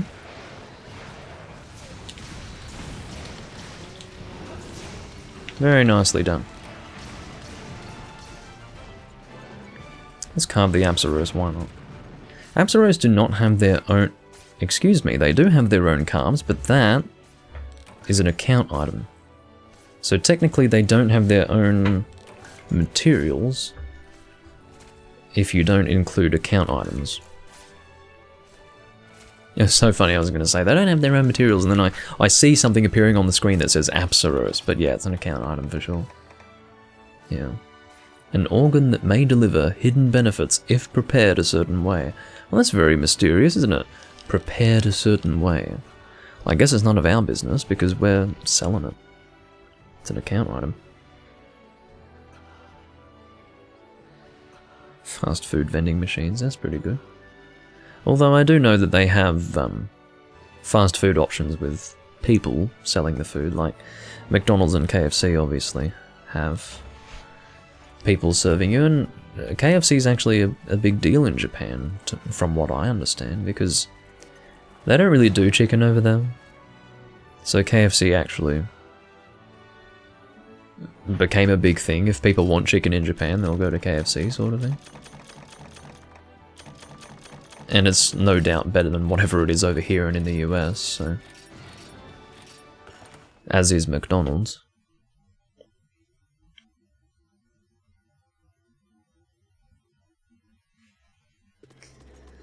Anyway. That was a good hunting session. And I shall now be concluding the first recording that I'm doing exclusively on Twitch. Had to happen eventually. But, yeah, today's the day. An exclusive Twitch recording, and it will be this way going forward. I will be, of course, uploading this VOD to YouTube, so those watching on YouTube, you can see, obviously, that it is on YouTube. Just after the fact, this would have been recorded a day before you are seeing it if you watch it as it was uploaded. But, I do thank you all for watching, and I will see you next time I'm recording either Monster Hunter or something else that you'd like to watch. As usual, thanks for hunting with me, Vernon, and I will see you all next time. Bye bye.